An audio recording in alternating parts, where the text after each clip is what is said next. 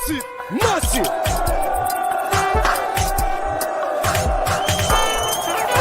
Yo, massive, massive.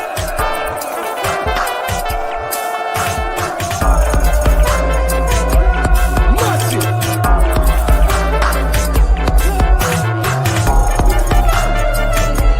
Massive.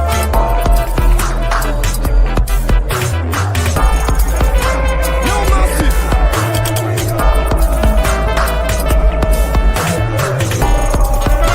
Yo, massive.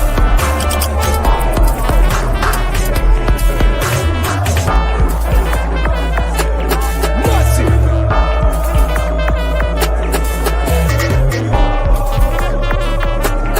Massive. Massive.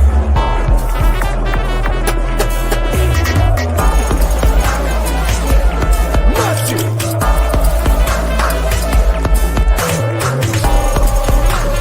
Yo, massive, massive.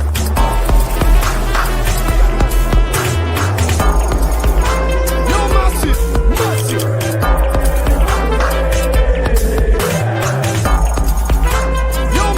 Yo, massive,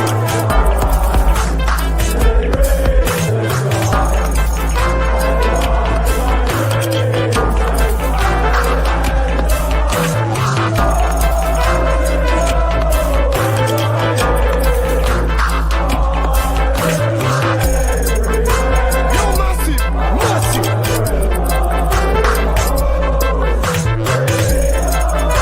Yo, massive, massive.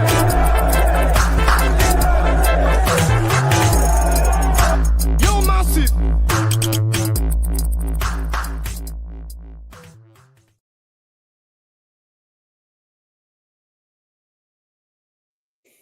Good evening, everyone. Welcome to the West Ham Review. Hope you're keeping well. I've had an enjoyable week, and as always, I've got my illustrious partner with me, Budgie. Good evening, mate. How are you, mate? Good evening, Tony. Thanks for that lovely introduction. Nothing illustrious about me, mate. Nothing illustrious at all. Oh, do you know, that is the first time I've heard that intro through the earphones. It's quite a powerful bit of music, that is. Yeah, it is nice, isn't it? It is nice. Yeah, yeah. So, how have you been, mate? A bit stressed at work, you were saying. Just a touch, mate. Just a touch. This is a nice kind of way of relaxing and Excellent. calming down, mate. So, and obviously we've had great people in the chat. That's going to make it even better. And looking forward to this one because I say we've got quite a bit of positives to talk about this week. We So, certainly have. For We my certainly have. negativity going into this, it's going to give a bit of an uplift. So I'm looking forward to this one. Excellent. Let's say hello to the people in the chat first. And Let's do Budgie, that. we've yeah. got some illustrious people that joined us. I mean, we've got a new member in Dennis Burkamp. Dennis, well, welcome, Dennis. Welcome to the channel. It's very nice one, Wow. of course. Words and pictures. Evening, I might make the show. So defended as a team, communicated well. We pressed it hard as a unit. Had players in position ready to exploit a turnover. That's tactical planning, well executed, and follows on with confident players finishing well. Fulham had 2 fluky goals and weren't confident enough to shoot accurately, and we will cover that as well, Budge. I think that game. Yeah, Fulham. yeah, but that's a fair breakdown of how the game went. So words and pictures. Thank you very much. Yeah, definitely. Sorry agree you on that one. can't make the show, mate, because you always make it interesting in your comments. But yes, definitely. Who else we got? Good old Howard. Good evening to all you beautiful people. Come on, you irons, he's saying there. Good evening, Howard. And I see you reply back to him there. I won't put that one up. No. How are you, Budgie? He says, "What's cooking?" Oh, what did I have tonight? I had pizza tonight. Yeah. Nice. Just pizza. Nice and easy. Yeah. Adama, Pain Like Bane. Baldy, good evening to you as well. Good to see you, mate. And evening, usual, Adama. good evening, usual. Howard and Budgie. Evening, Matty. usual. Big up Budgie, Tony, and all in the chat. And they're so like each other, which is always great to see. Good evening to Daz as well, Tony and Budgie, and everyone in the chat as well. Good evening, Daz. Thanks for joining, bud. And they're all joining in, obviously. Ton, you're welcome, mate. Good to see you and all. Evening to JB. Evening, gentlemen. Coming, you irons. Evening, JB. Short up that defence and top 8 is possible. That's a good shout, Matt. And they're all saying like each other. And good evening to E&R as well. Evening all. Evening, And Ian. JB saying, Tony, can you ask Budgie where did he grow up? Mum said he was a little girl at the time. He looks familiar. JB, I was born and I grew up in the town that I still live in called Crawley, right next to Gatwick Airport. So, and I've never been a little girl.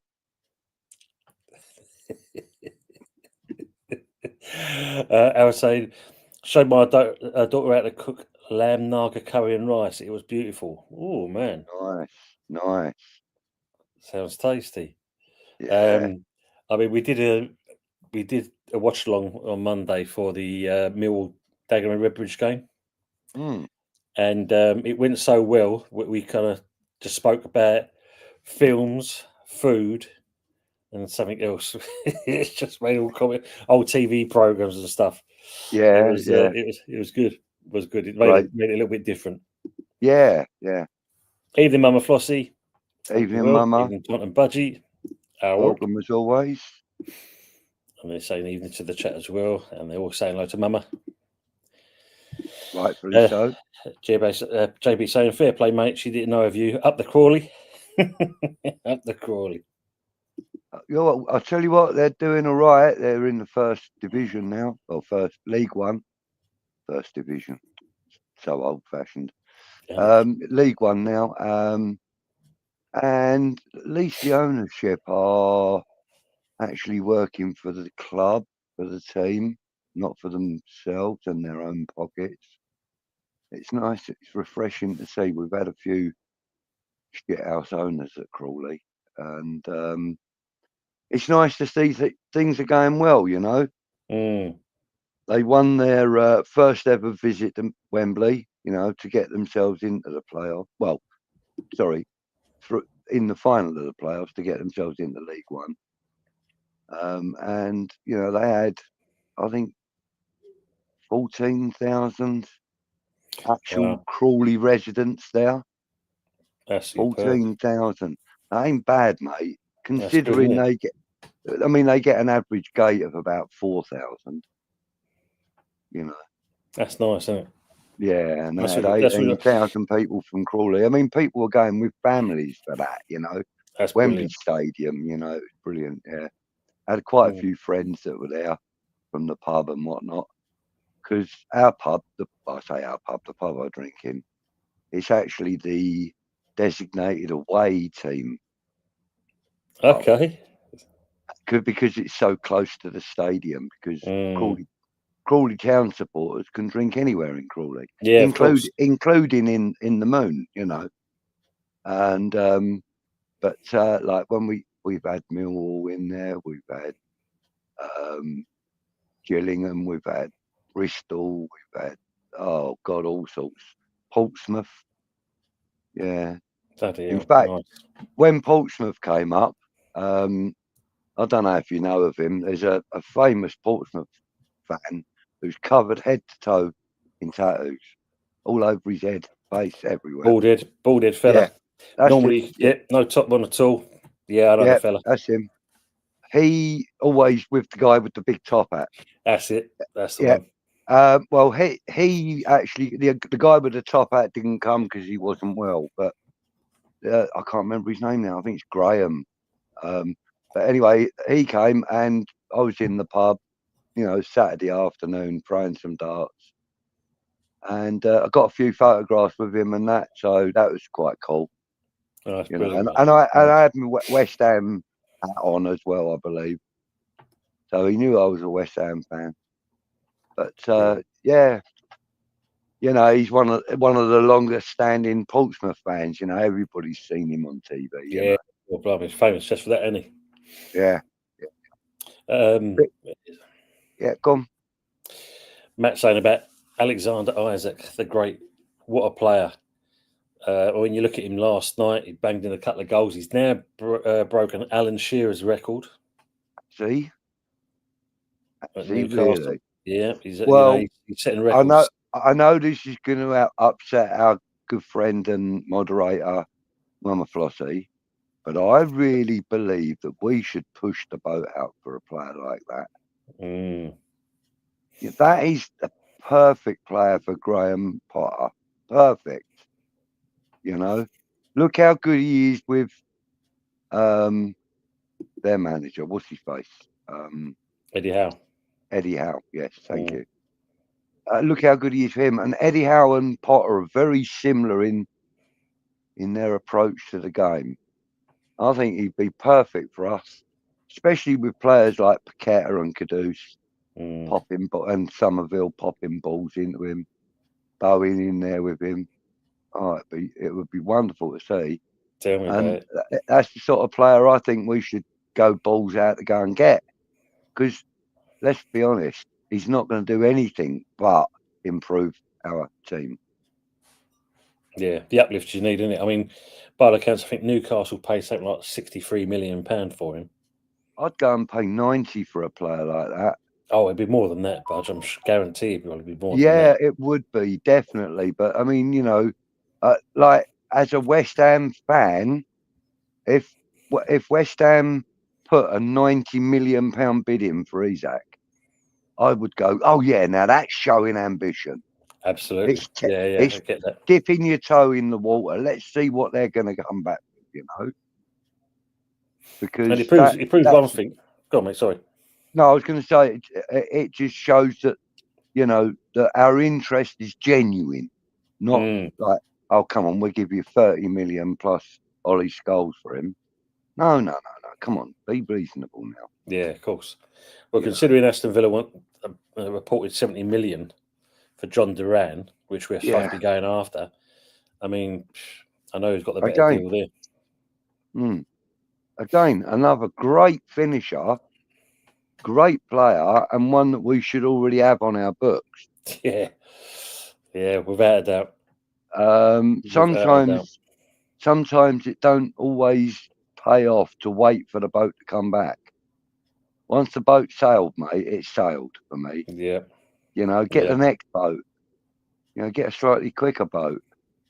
Maybe one that's not quite as quick, but can carry more. Yeah, carry more, maybe, Yeah. Like really and truly, Alan Shearer was never the quickest striker on the planet, ever. You tell me a team in the country, in Europe, that wouldn't have had him as their number 9. Oh, you'd have snapped your arm off, wouldn't you? Wouldn't you? For Alan Shearer at his prime. So, like, that's what I think Alexander Isak is. I think he's the modern day Alan Shearer type player that everybody would want on their books. Oh, without a doubt. Howard's saying there, watch the Potter Cam video. Very impressed by Potter. Is this what it's like to have a real manager? Saw Moyes' interview after loss. He looks broken already. Yes, he did indeed, Howard. I agree on that. But did you watch? I don't know if you saw it today. I mean, they showed the press conference with Potter. Yeah. And very accountable for himself. And that's actually a really good statement, that Tone. He is accountable for himself. And like, it's not like, oh, look, my staff and I haven't had time to settle in, or it's like, look, we've come into this job, we know what's ahead of us, we relish the challenge, we're doing what we can for the moment, given a bit more time, we know we're going to do better. The boys don't want to be where we are right now. The boys want to do better. And what I really, really like about him, Tony, is one of the first things out of his mouth in that interview was, it's nice to, be able to connect with the fans and let the fans see what we're all about and how much desire we have actually got. That was kind of paraphrasing for him. I can't remember his exact words, but it was like a triple reference to us lot, or to the guys in the stands. Yeah.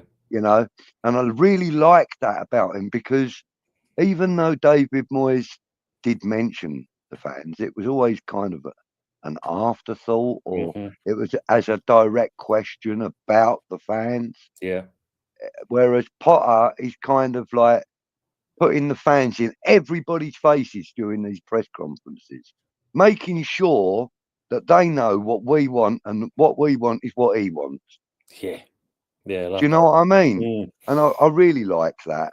yeah. I'm very proud to say that my last choice of manager has happened to be the manager I was actually looking for us to get. Exactly. You know, Yeah.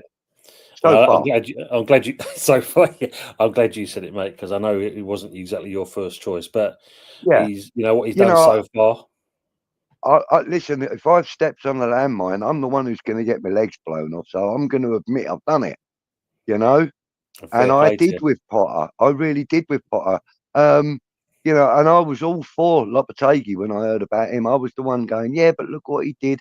I admire the fact that he walked away from Wolves when they didn't deliver for him and this and that. Was I wrong about that too? No, it's You true. know, It's true. so I'm not the fountain of all knowledge, mate. I am just as susceptible to failure as Thames water. That's brilliant. Matty's saying, join the steps of what you take drinking in the moon, the police. But just going to go back to JB's comment. He said, Budgie, remind me of my granddad and his past, mate. When I see you, I'll always listen to the knowledge like I did him. Big love. Keep pushing respect for the old school hammers. That's a lovely comment. Thank you, Mate. JB. Really appreciate that, buddy. And Ian, just a quick question. The K9 bit, I take it you have something to do with dogs. Let me know what that is. Ian, I was saying, Budgie, not being local to West Ham, what or who started you on supporting them? Yeah, good question, Ian. Thank you. Well, my mum and dad were from Deptford and Catford. My mum was from Catford, my dad was from Deptford. And during the war years, they were evacuated together Ian James. and kind of like got together, and then they lived in Catford when they got married. And I was born in 1962. Oh, thanks, mate. I was born in 1962. My mum and dad watched the World Cup in 1966. They wanted to watch the three players to a team local to where they lived most of their lives. They wanted to see, Bobby Moore, Jeff Hurst, and Martin Peters play football just one time only. That's all they ever really wanted. We went in November 1966. We went to the home game at Upton Park against Newcastle United, which we won 3-1. When they came out onto the pitch, I was 4 years old. Crowd roared so much.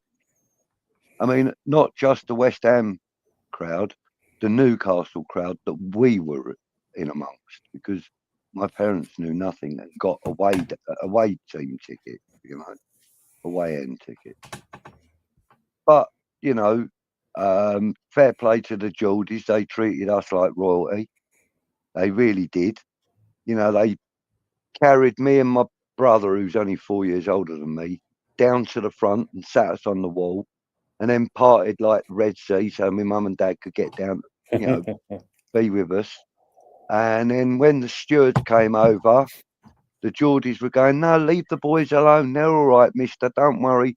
They're actually West Ham. And then, so the steward was like, well, to my mum and dad, do you want to move round to the West Ham end? And we were all going, my mum and dad included, were going, no, we don't actually. We want to stay here because we're being treated really well. And as a result of that, I've always had a respect for Newcastle United, always. And the fact that two of my daughters now live up there, it kind of everything turns full circle. So, that was it. My mum and dad took me to Upton Park. I carried on supporting West Ham from 4 years old. I suppose really I didn't get right into it till I was about 8 or 9 when I was playing for the school, etc. And then, all your mates and all your peers are like, who do you support? Well, it was like, well, West Ham. And I had about half a dozen mates in my class that supported West Ham. So that was great, Now Nice. you have to use bloody, technological equipment to find a West Ham supporter in this town. That is true. Big up to our friend Anthony Herbert. Big up, lads. Got a laugh. My missus just said early doors is live. He's got Jim Bowen on from Bullseye, silly cow. And here's what you could have won. Howard's got Budgie. You remind me of an old plasterer I knew in the late 80s. His route was rough. He was slow as buggery. Always talked about West Ham. That's a nice one, isn't it? Yeah, that might have been me, mate. And Yeah, that might have been me. good evening to Stephen Spraggs. Hope you're doing, Stephen. Evening to yourself, mate. Have we got money to spend, Daz is asking. Ooh, that's a thing, isn't it? Well, that's a really good question. Now, the fact is that even though Potter did say that he won't talk about any players that are currently not wearing West Ham's colours,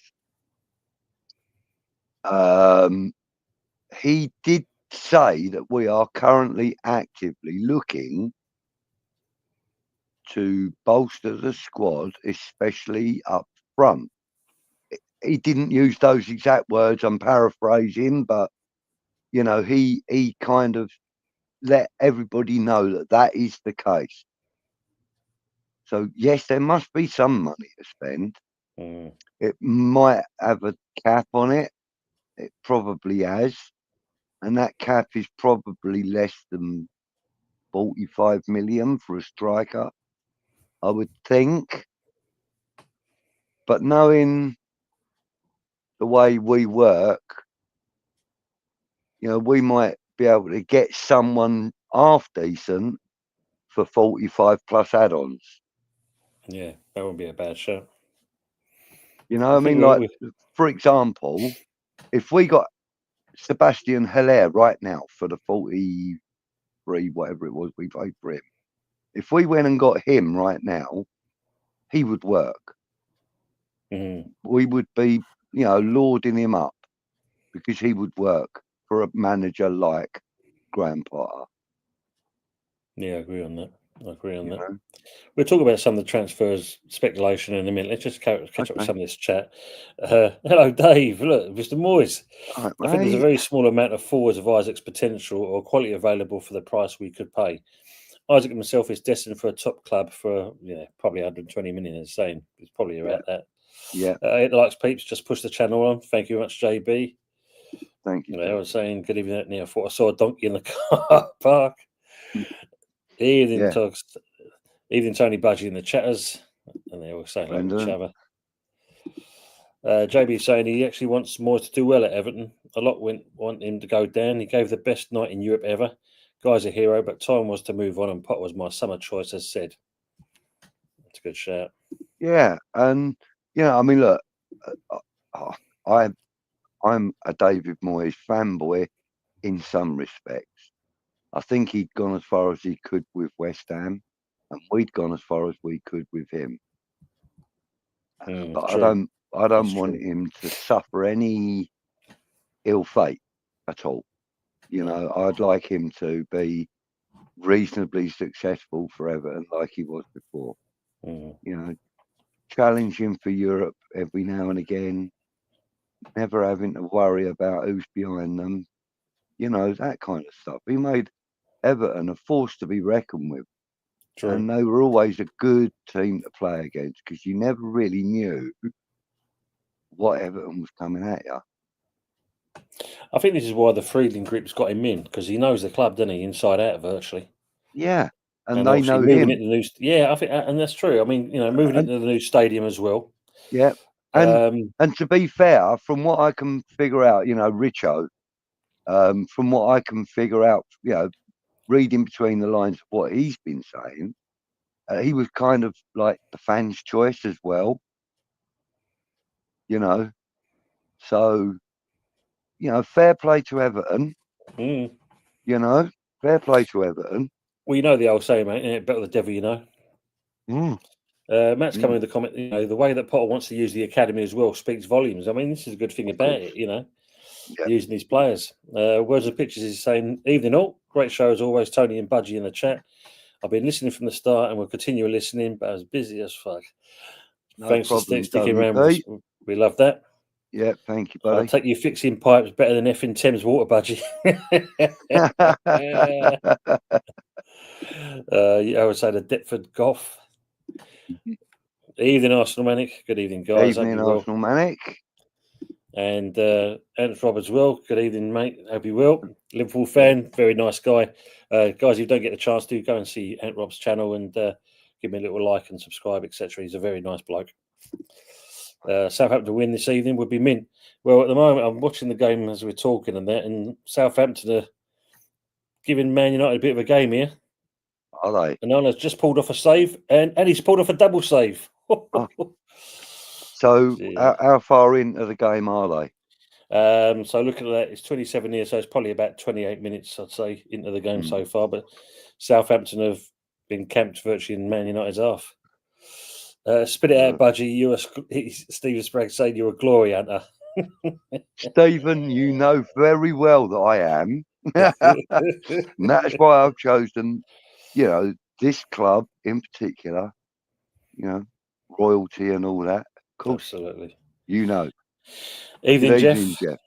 All right, Tony. Sorry, can't make it on. No worries, mate. We'll get you at some point on this channel with this show. Anyway. Oh, that's good because you talk a lot of bollocks anyway, mate. And don't forget, guys, if you haven't got the chance to go see the Bowling Lounge as well. Yes, indeed. And as you know, my partner in crime is sitting opposite me at the moment. Don't forget Green Street Elites as well. Thank you very much. Yeah, actually, Jeff, Bowling Lounge it's a very relaxed and it's a fun channel actually, but it's very relaxed and there's never really any kind of like needle about anything. It's kind of everything's taken. Jeff's a real down to earth sort of guy, and it's a really good channel. I really enjoy going on there actually. It's nice and relaxed. Down to earth though, and that you said he's about 7 foot tall, didn't you? Yeah. Do you know what? When I first saw him on screen, before I met him, I thought, he's about 5'7", 5'8". You know what I mean? I thought a bit shorter than me. Yeah. As soon as I met him, I was like that. Met him in the Carpenters. Great. Oh, brilliant. Yeah. Brilliant. Ian, I was saying the last week or so has made me realise how important football is to my general mood. With Moyes and Loppy, we've endured so much negativity and misery. Potter so far has been spot on, mood improved, and I think that's the key thing, isn't it? I mean, the one thing we've lost under Lopetegui, unfortunately, is their identity. Yeah. But this bloke's come in and slowly restoring it. Look, like I said, I stepped on a landmine, not wanting him really, to be fair, and I think he's been a complete breath of fresh air. I'm going to shut up about wanting Zola back now. That's how impressed I've been so far. I mean, I've always said that I felt that, and I still do, feel that Zola was unfairly treated. It wasn't given a chance by GSB because he wasn't their appointment. So I felt that there was some unfinished business, and I really wanted him to do well with us, particularly so that I could say to my brother, as a manager, he didn't do fuck all with Chelsea, but look what he did with West Ham as a manager. I wanted to rub that in his face because it's his favourite all-time player. I mean, and he's older than me, so he's seen the likes of, Bobby Moore coming through as a youth player and stuff like that, So, and he said, unreservedly, it's his favourite ever player that he's ever watched. And, he's a big Maradona fan too, but Zola still, beats him in his poll.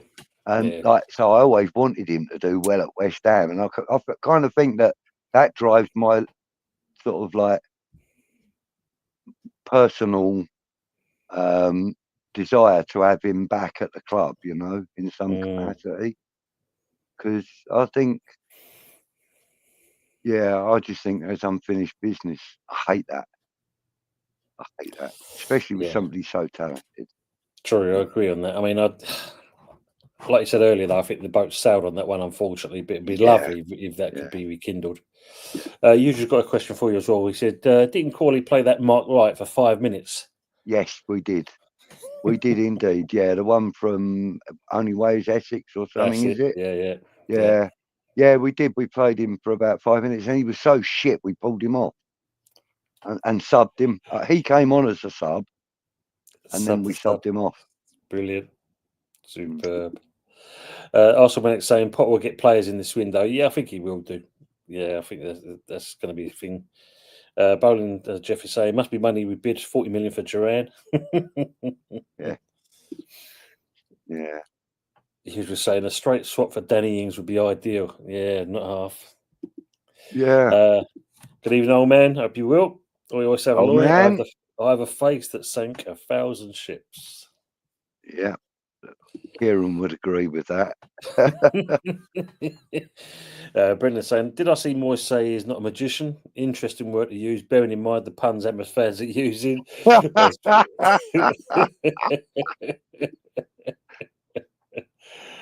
Anthony saying, big up old man. Is that you, Fuzzy, with your glasses on? Daz is asking, do you think Moyes will keep Everton up? I think he's got a very good chance, and he's got to get himself in the door. I think, yeah.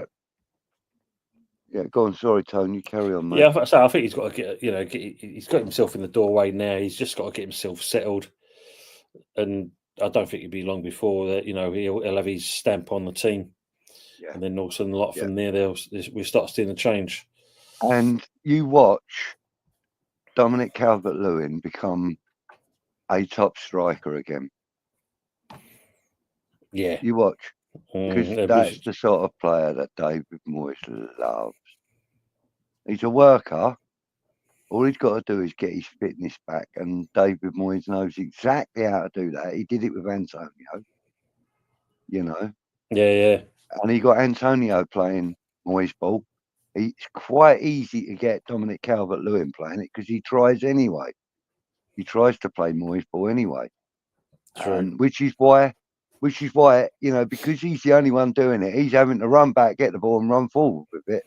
And he's not getting the end product because there's nobody feeding the ball to him like he would do under a Moyes structure. Yeah. I think Calvert-Lewin will be, instrumental. Henderson will become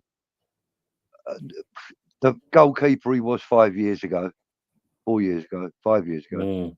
He will become that goalkeeper again. Because, he's the sort of character that David Moyes takes under his wing. Captain type character. Won't be long before he's wearing the armband. He does anyway at times, but yeah, that's true. That's true. I like this. It won't be long before it's a permanent fixture on his shirt. Moyes said he didn't want to go to a relegation threatened team. Not 2 weeks later, he goes to Everton. Brendan said, I like the US tennis player who trolled the mouthy Aussie tennis fans, thanking them for her next 5-star holiday as she likes boats, likes big boats, likes a yacht. Very amusing. Fair play. That's kind of throwing it back in your face, isn't it? That is. Yeah. On that point that David Moyes went to Everton, it's about 2 or 3 days after Potter came here, wasn't it? Near enough. Yeah.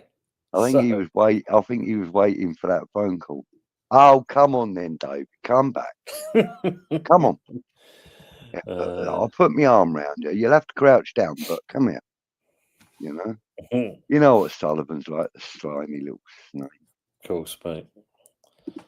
Jeff's saying, we've had the definition of a new manager bounce. I just hope some of the flakier characters stay on board and keep the effort levels up.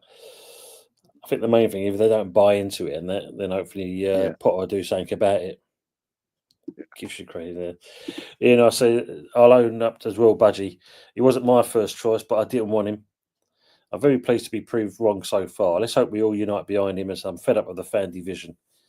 That's a really good point, Ian. Thank you for owning up, owning your own mistake, as I have. But yeah, hoping that we all unite and stand as one. I'm bang on that with you.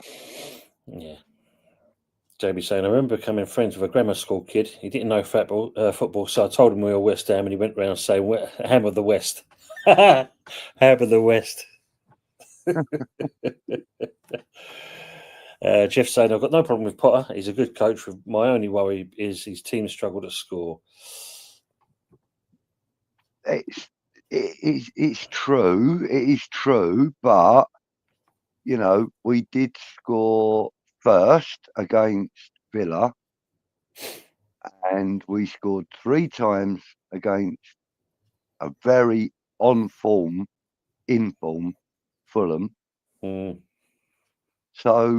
So far, I agree with you, Jeff, but so far he's proven us all bloody wrong because we're outscoring goals. So long may that continue. You know? And bear in mind as well, though, Budgie, that's with players that are not even featured yet, who's still on the injury list. Yeah. So that's a good imagine shout, when Bowen gets back. Somerville. Yeah, I mean, he alluded today that they're still assessing Somerville. So, but it looks promising. So that's good. He also said that they were expecting Antonio in for a chat with him at some point this afternoon. So I'd like to know how that went. You know, I mean, obviously we'll never know the full details of that conversation, but you know, I'd like to know how positive or negative the synopsis is, if that's the right word. Yeah. On his injury. You know, I'd like a little update on that. That would be nice, I think. You know, but yeah, it's very unlikely that we're going to see him in a competitive game again for West Ham. Yeah, I doubt that. You know, with what happened. I mean, funny enough, coming home last night on the radio on TalkSport, Troy Deeney actually, you know, he said he keeps regular tabs with of Antonio, and he asked him how he was and this and the other. And Antonio, the main thing he said straight away was just lucky to be alive. You know, I'm very thankful for what happened and who helped me, etc., etc. And I think he's just kind of grateful that he can still live and breathe. That's the key. Yeah, absolutely. I mean, that's the key thing he kept saying. Yeah. I mean, he also alludes to he wants to still try and play football, but let's be realistic. It's not going to be Premier League. Not with injuries like that. I mean, like they were almost like threatening injuries, mate. Exactly. So, but you know, I mean, look, who knows? Like I said, we may never see him in a competitive game in a West Ham shirt again. But wouldn't it be nice if he played in a pre-season friendly against someone like, I don't know, let's say AEK Larnaca or someone like that at the London Stadium? Yeah, it'd be a nice send-off, wouldn't it? Wouldn't it? You know, we would have a decent crowd there because it would be a European team, one that we've already played in competition before. Yeah. But, you know, I'm just using them as an example. I could have said Juventus or Real Madrid. Any team. Yeah. Or even the mighty Crawley, mate. I mean, like, you know, even something like that. You never know. We'll put the words out to Sullivan there. We might be playing each other in the Championship next season if we ain't fucking careful. Good evening, Sam. Hope you're well, mate. Good to see you in here. And they're all saying like that. Aaron Howes and Mama. Boland saying DCL will be great for 4 games, then be out for the season. Yeah. Brendan saying Henderson with a question mark. Henderson? Which you mentioned at Everton. All right. Old man saying most look back with rose-tinted glasses regarding Moyes, but for me, his failure was twice getting into the Champions League places, but not signing anyone to cement it. It's a good shout. That is a good shout, old man. And to be fair, a lot of people do tend to forget that because of the success we had in those seasons. That's a great one as well. Brendan saying Moyes finally got Tarkowski after how many years? Yes. Yeah, well, if you try to sign him. Jeff saying, agreed, he's done well with a depleted team and 3 goals was great, but don't think we'll get that much help every week. Probably not. Are you doing a watch along against Palace? I'm not too sure my schedule so far for the weekend because I might have to do something to my car, but we'll see, mate. Hopefully, if I can, I'll post it out there. Anthony saying, rumours have you're bringing back Di Canio to bring the age down in your squad. Says the Arsenal guy that signs the Chelsea rejects. Yeah. You were saying Everton channels can't wait to see the back of DCL, which makes me think that he's not for us. Yeah. What's the point of getting someone where he's half knackered and we want to sign someone like that? That's not our future. I don't see DCL fitting into our squad or Potter's plans. Yeah, agree on that. I just don't see it. Jeff agrees on that as well. Mm. Good evening, Michael, please. How are we doing? Evening, Tony Budgie in the chat. Big up. Good evening, Michael. Yes. Oh, yeah. I've got a lot talking so much on that. Yes. Southampton have just scored by the looks of it. Nice. Yeah. It's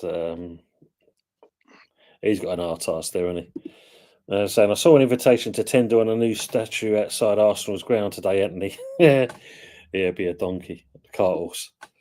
The Saints, yes, indeed, Arsenal Manic. Oh, look at that. That's an own goal as well, by looks of it. Yeah, you got no chance. Let me have a look at that again. Header flicks on. Yep. Oh, dear me. Yeah, own goal. Oh, good. Muniz looking like Potter wants it. Potter wants him. Yeah, I've heard about this one as well. Muniz. Wolves? No. Let me get me over. Bear with me, My laptop's over the other side of the room, so I can't even Google I'm travelling by car. I'll come back to that. It's not quite a Jaguar. DCL, Callum Wilson. Yeah. I mean, yeah, Callum Wilson as well. Why are we going back for that one? No. You see, I can't see Potter going for those players. The bronze of Arteta holding the Charity Shield aloft. Yeah, with the number 3 underneath it. God, Jesus. And two rings of light on him. Yeah, look, Muniz, Fulham, Matty saying. And Brenda saying, Budgie struggling to know who Muniz says everything. Why are we going for him? Yeah. Well, to be fair, Brendan, I'm not really I don't really look at the teams around us, the players, so much. I look at how they're doing statistically and, goals they're scoring and teams they're beating, etc., etc. But as far as their players are concerned, I don't really pay much attention. I still thought that Willian was playing for Fulham. Clearly, I was wrong. He left a year ago, but that's irrelevant. Jeff saying he might try and grab the second half. I win the Saints. And Michael Blee's saying we've had such a crap season and still above the Spuds and Manure. Yeah. Muniz has got potential, in my opinion, and Brendan's saying you'd know if he was hitting the net, though. This is true. Let's just talk some transfer news. I mean, I saw something earlier today, and I've kind of forwarded it to myself just to make so I don't forget it. But apparently, according to German newspaper Bild, we're looking to go for RB Leipzig striker Andre Silva. Apparently, is the target we're looking at. I've heard about that link. I don't know what the price is, though. I don't either. I'm assuming it's somewhere between 35 and 45. I'm assuming. But because I think that's probably our price range. I don't know anything about him. All I know is the name, basically. Yeah, so he's a Portuguese international. Okay. 29-year-old, and apparently he's been dropped from the matchday squad for Leipzig's clash against Stuttgart yesterday evening. Right. And they reckon it's obviously because of a direct move to the Premier League. Now, the thing is, it says here, though, it comes after the German media reported intensive initial West Ham talks for Silva. So the national press appears to be picking up serious noise that the £81,000 a week forwards next club may well be the Hammers. Right. He's 81 got grand a week. He's got a total of 121 senior career goals across spells at a host of top sides. But Well, that's no not mention bad. fees. That's not bad. 29 years old. I suppose one way you could look at that is Like that you said. he's experienced, and yes, he has got a lot of goals. And another way of looking at it is, why are we going for yet another 25 plus striker who is nearing the end of a career? May get a year, maybe two out of him. And if he's anything like Mikel Antonio for fitness and things, we may not even get that. Or we might get another 5 out of him. It's a gamble. A 29-year-old is a gamble for me. I think we should be looking at 25, 26-year-old established player in a team, not necessarily a Juventus or a PSG or whatever, Montpellier or Girona or someone, Something at least, isn't it? Mallorca even, like somebody that's like, they've had 45 goals in the 2 seasons they've been playing or whatever, first team football. That's what I think we should be looking for, a gem. We shouldn't be looking for an aged, well-established striker of 28 plus. We shouldn't be doing that. Yeah. We've learned our lesson with that. We went and bought Danny Ings, for God's sake. Yes.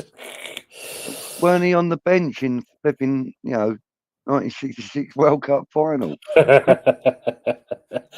I mean, the main thing when you look at it, looking at the Fulham game, he came on and he did a bit, didn't he? He helped set up the third goal. So he did a bit there, isn't it? I mean, let's see. I mean, Muniz is a Brazilian, got legs in it, 30 million. Looking at a loan with an obligation to buy. Would love David, but he will want £200,000 a week as he's on a free transfer, free in the summer.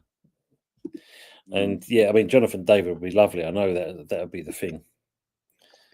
Fulham. Yeah, I agree. I mean, like for the last 3.5, 4 years now, David has been coming up in conversation. And if we were that serious about him, he would have been wearing claret and blue by now. Yeah. That's my opinion. And Even the longer you wait, the bigger the price tag becomes. As we found out with Duran. Yeah, the longer the list of teams that he's played for becomes, he doesn't become a low mileage, one owner jag. He then becomes, a well used Morris Oxford taxi. Do you know what I mean? Yeah, but they're still running, mate. That's the difference. Yeah, some of them still running. True. But I mean, I like the idea of that young lad at Ipswich, Delap. Yes, Mm-hmm. I like the idea of him.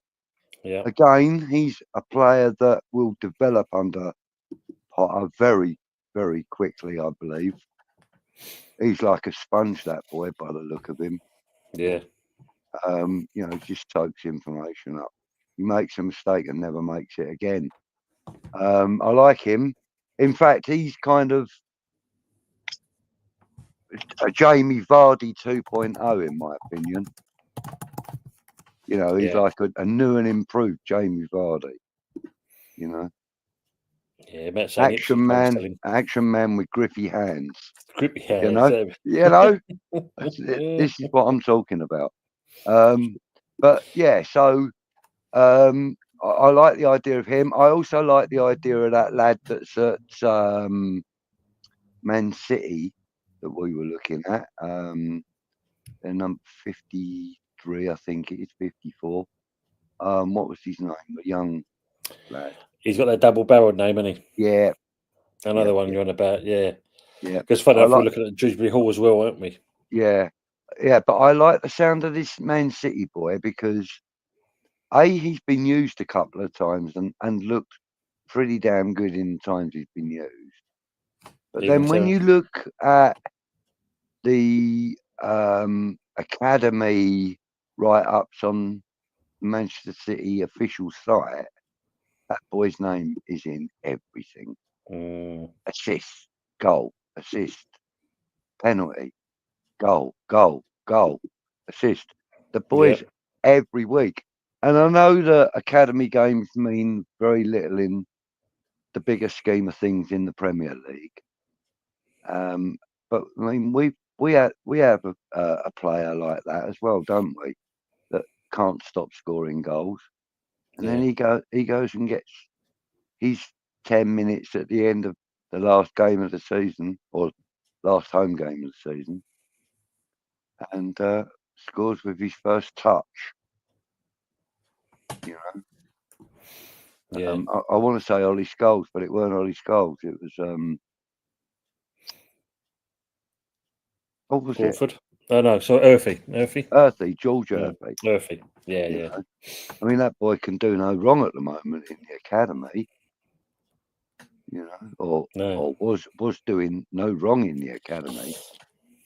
You know, Not doing but so well yeah, at City though at the moment, is he? That's the thing. He's not doing yeah. so well at But Oxford. I think we need a striker, and I think David, George, not even George, bloody hell, Graham Potter. I think Graham Potter has acknowledged that in that interview this afternoon. And although he won't divulge any names of targets or anything like that, but he has kind of stated that is where he's looking to strengthen first. But having said that, he's very happy with the effort and the improvisation, I would call it, from his players that he has had to use. Yeah, agree on that. They've And been improvised forwards. You know, Brighton are 1-0 up against Ipswich as well. Looking at the scoreline there. Look at that. Michael saying Delap is another City kid that they sold for £20 million. Bloody hell, get rid of a talent like that. Yeah, yeah. But Chelsea do exactly the same thing, don't they? True. That Your is Mo true. Salahs and Kevin De Bruyne's of the world. I mean, Kevin De Bruyne. I think Chelsea must be like banging their faces against walls for that. That's true. Probably look at that one of one. the most talented midfielders in the world. Oh, he's been brilliant, hasn't he? Everton are interested in Chilwell and Willian. Oh God. Yeah, like Earthy, they were saying it. Yeah, Brighton, thank you, usual. Brighton 1-0 up. They do fit Moyes' criteria, though, don't true, they? That is true. No, not James McAtee, Ian. It's a double-barreled name. It is James McAtee. Oh, it's McAtee, is it? Oh, it is McAtee. Because we was looking. There was a City kid we was looking at. He did have a double-barrel name as well. We looked at him I can't remember his name either. His bloody name. But it was James McAtee that I was thinking of. He's the forward player, attacking midfielder, forward, whatever he is. Very, very decent little player, mate. Michael Blees saying could be a great season. Still, we finish above Spuds and Moyes goes down with Everton. Yeah, like I said, I don't wish any ill feeling towards David Moyes and Everton. Richo's saying, I think we rely on other teams and we can't score for money. That used to be us at one point. Well, Jeff saying West Ham above Angie Spuds and Emery's manure. Yeah. Did Jaraka come in? Terence saying, Budgie, I'm pissed that we have gone from the best academy to one of the most underfunded academies in London. Bloody Brentford put more money in the last year. Well, I didn't know that about Brentford, but I agree with the sentiment of it, and yeah, I'm kind of pissed about it as well. That at one time the Academy of Football actually meant something. These days, it's just something to write on an extra bit of carpet around the stadium, in my opinion. Yeah, it's true. Yeah. McAtee, a decent player, England under 21, very skillful. Yes. Howard Bell, something like that. Thank you, mate. Thank you, usual. I think it's something like there. Yeah, Bellis. That's it. Howard Bellis. That's the one. That's the one. Thank you very much, guys. Yeah. Helpful as always. Oh gosh, yeah. JB, sorry, Tova saying, JB earlier, Budgie asked what the canine related to. Do you have a story? Yes. Thanks for reminding him. Oh yeah. So, yeah. Yeah, he is good. Somebody was listening. Yeah. So one player we'll talk about, and you can't exactly blame this kid. The story is Starling goes out in a jet plane to Brazil, supposed to be bringing back 3 players, only brings back one, £25 million for Luiz Guilherme. Hardly played any game time for the West Ham, and now it looks like he could be shipped off to Saudi for a fee reputedly in the region of £20 million. I mean, what do you make of that one, Budgie?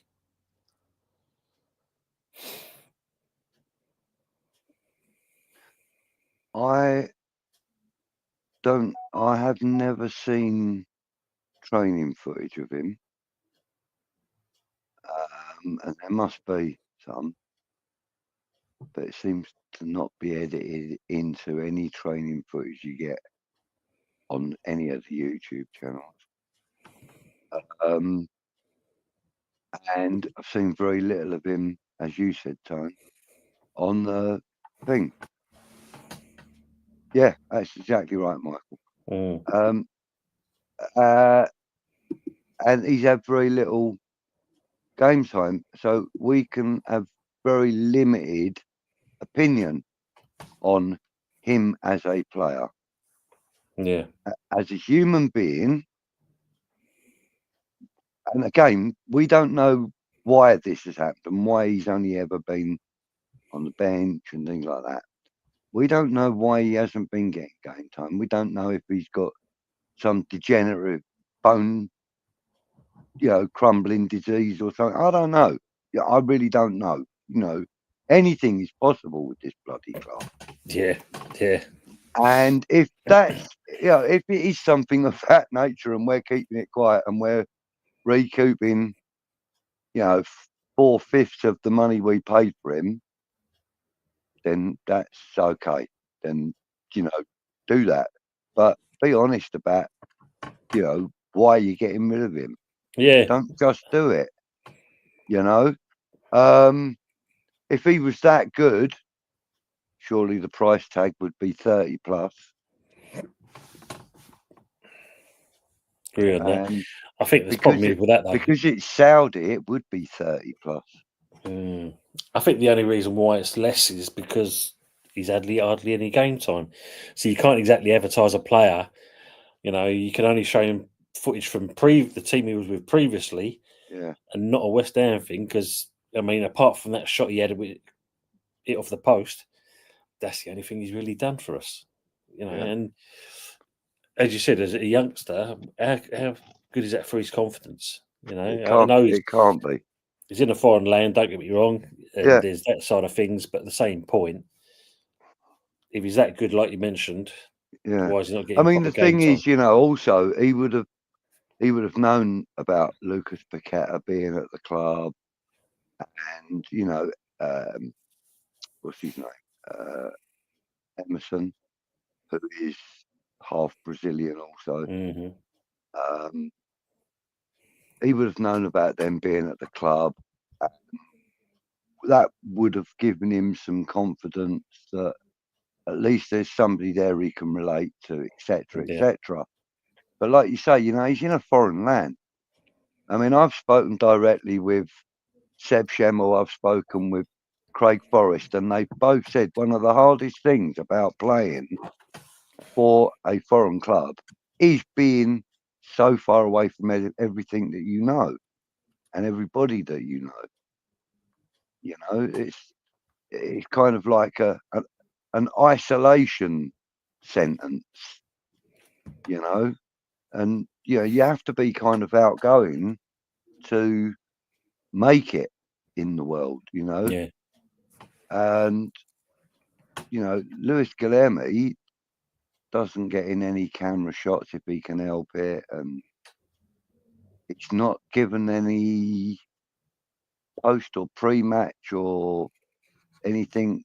Like, he's never been sat with the manager, or he's not been exposed at Yeah, I all. know maybe we're safeguarding, but I mean, what gets me is the fact that even under Lopetegui in that, he didn't play for the academy really. He was featured. He was on the team sheet virtually every single game, but Yeah, just sat on the bench. I mean, I don't know. yeah, Something doesn't ring right there, mate. I mean, like you said, hopefully we'll find the reason behind it. But yeah.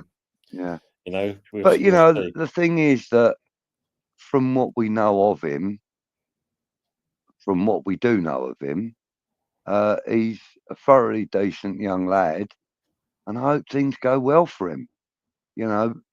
And I would love that to be in claret and blue, but if it's not going to be, It's not going to then be, is it? good Yeah, luck wherever he goes. yeah. I I agree on just that. hope he doesn't become a victim of the game.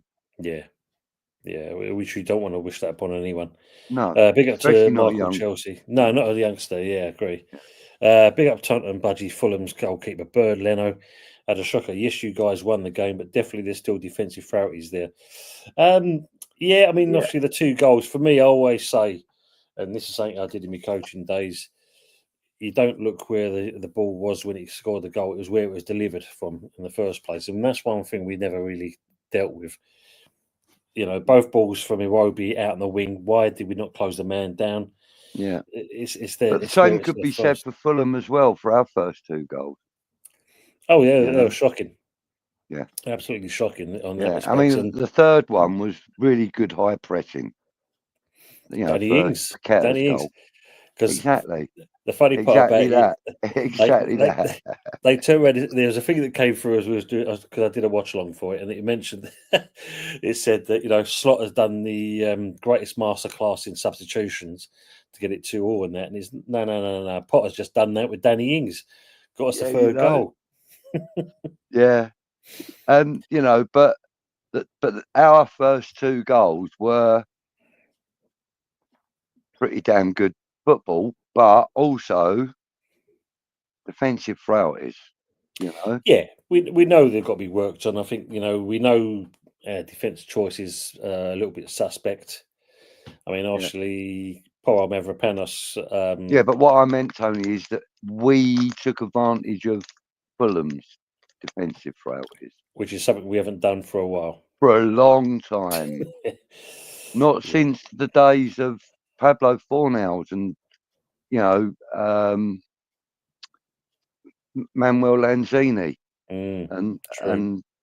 Payet, That is true. those kinds of players that were really good at delivering balls or receiving balls and exposing those defensive frailties. Yeah, I think Mickey Antonio had some success at it for some period of time, but yeah. most of his goals were because he was just a big hulk of a man. My Michael. favourite goal of his still is the 3-1 win at Brighton when he scored the third goal. That's still my favourite goal of his. Yeah, we're He going to worked miss that. hard for that one. Michael Bleed saying rumours only West Ham do not want to sell him. He is a Kudus replacement. Sully wants Stuyden to walk. Yeah, I think that's probably the case. Well, I mean, we don't know the ins and outs of that statement about Stuyden walking, but I would imagine that if that is the case, if Sullivan wants him gone, I don't think Sullivan's too shy about saying, "No, mate, listen, it ain't working. Time to go. Yeah, I'm going to get Mm, Fred Harris in or whatever. Dan Ashworth, by the counts of it, they're saying at one point. Yeah. I James heard Lamprey. it was going to be Tom. I heard it was going to be you, mate. That's why I've been busy all week. Yeah, doing your swatting up. James Lamprey saying the Pearl Diver is raising some questions about the ability to look for gems. Any thoughts? Yep. Listen, we were all given the same hymn sheet, and we all read it, and believed it and followed it.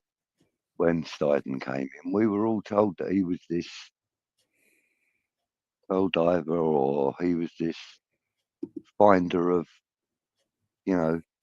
little gems and stuff.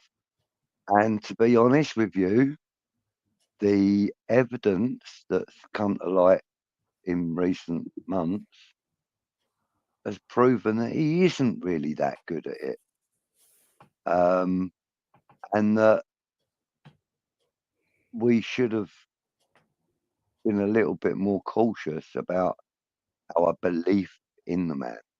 It's all right having hindsight and saying that, but the thing is, we're in a bit of a situation now where we've got players that we really don't want, but we really need. The likes of Danny Ings, all right, but also the likes of Guido Rodriguez. I think he's a player that we've got that we need, but we don't really want him. And there's one or two others, that I could mention, but the one shining light out of all of it for me, and is the one pearl that we did actually manage to get with his work input, however you want to put it, was Aaron Wan-Bissaka. I still believe that is probably the best 15 million quid we've spent on a player in 10 years or more. Yeah. Jeff saying, agree with Michael, believes he's saying, first, you can understand Potter. Second, he's saying all the right things. And third, he's got an immediate positive impact on the players. And as we said earlier, we want to see an identity back with this team. And he's done that within less than a week, really. He did. And he said that in his interview. I've been here a week now, he goes, and the players have responded really well. I'm very proud of them, and the work continues, sort of thing, and that's all good. Of course, a lot of that's scripted or memorized or whatever the case may be, but you can see he really truly believes in what he's saying. Oh yeah, that's the thing. That's what I like about him. He's a man that believes in what he's got in front of him. He believes in what he can do, and I like that. Yeah. I think he's done his research, mate. I think he's done his research on the team. He's not Jose Mourinho, where he goes, the greatest thing since sliced bread. Oh, and by the way, I invented sliced bread. So you know what I mean? It's that's not Graham Potter. Graham Potter is actually quite what's the word I'm looking for? He's quite modest. Yeah, I agree. Quite because he is. I think as he knows what happened with himself at Chelsea. You can see that comes a mile off, and the good thing about it is put that to bed. No doubt, if he's asked about the question, that he would honestly answer that with no problems at all, and tell you how it was. But Tony, like as I explained earlier, and I really didn't want Graham Potter at West Ham. I didn't believe he was a Premiership manager, etc. And I've admitted that I now believe that I'm wrong. But let me tell you something else as well. I found myself, when my brother came to visit me evening before last, my brother turned up with a bottle of Bacardi, and As you do. The question he asked me was, how you feeling about Graham Potter? And I said, Draco, I was wrong about him. The man's a fucking wizard. And he went, no, that's Harry Potter. And I went, exactly, mate. Exactly that. I said, all of the references that we make to Harry Potter and that is actually, we mean it from the heart. We're not taking the piss. We do believe that there's some magic in him. And we do believe that he's going to cast a spell on West Ham and make us start going in the right direction again and start winning games again. And then maybe start challenging for the Europa Conference League again. And then maybe again the Europa League after that. And who knows Let's what see the else. camera. There he is. There he is. Wizard Potter. Yep, wizard. Brilliant. I love it. But, you know, I said in a bloody week, bruv, in less than a week, I said he's got West Ham fans believing in the club again, Absolutely. believing in our football again. I said there's not many people that could have done that. So, yeah, I'm really bloody happy, you know. Yeah, look, JB's put it here.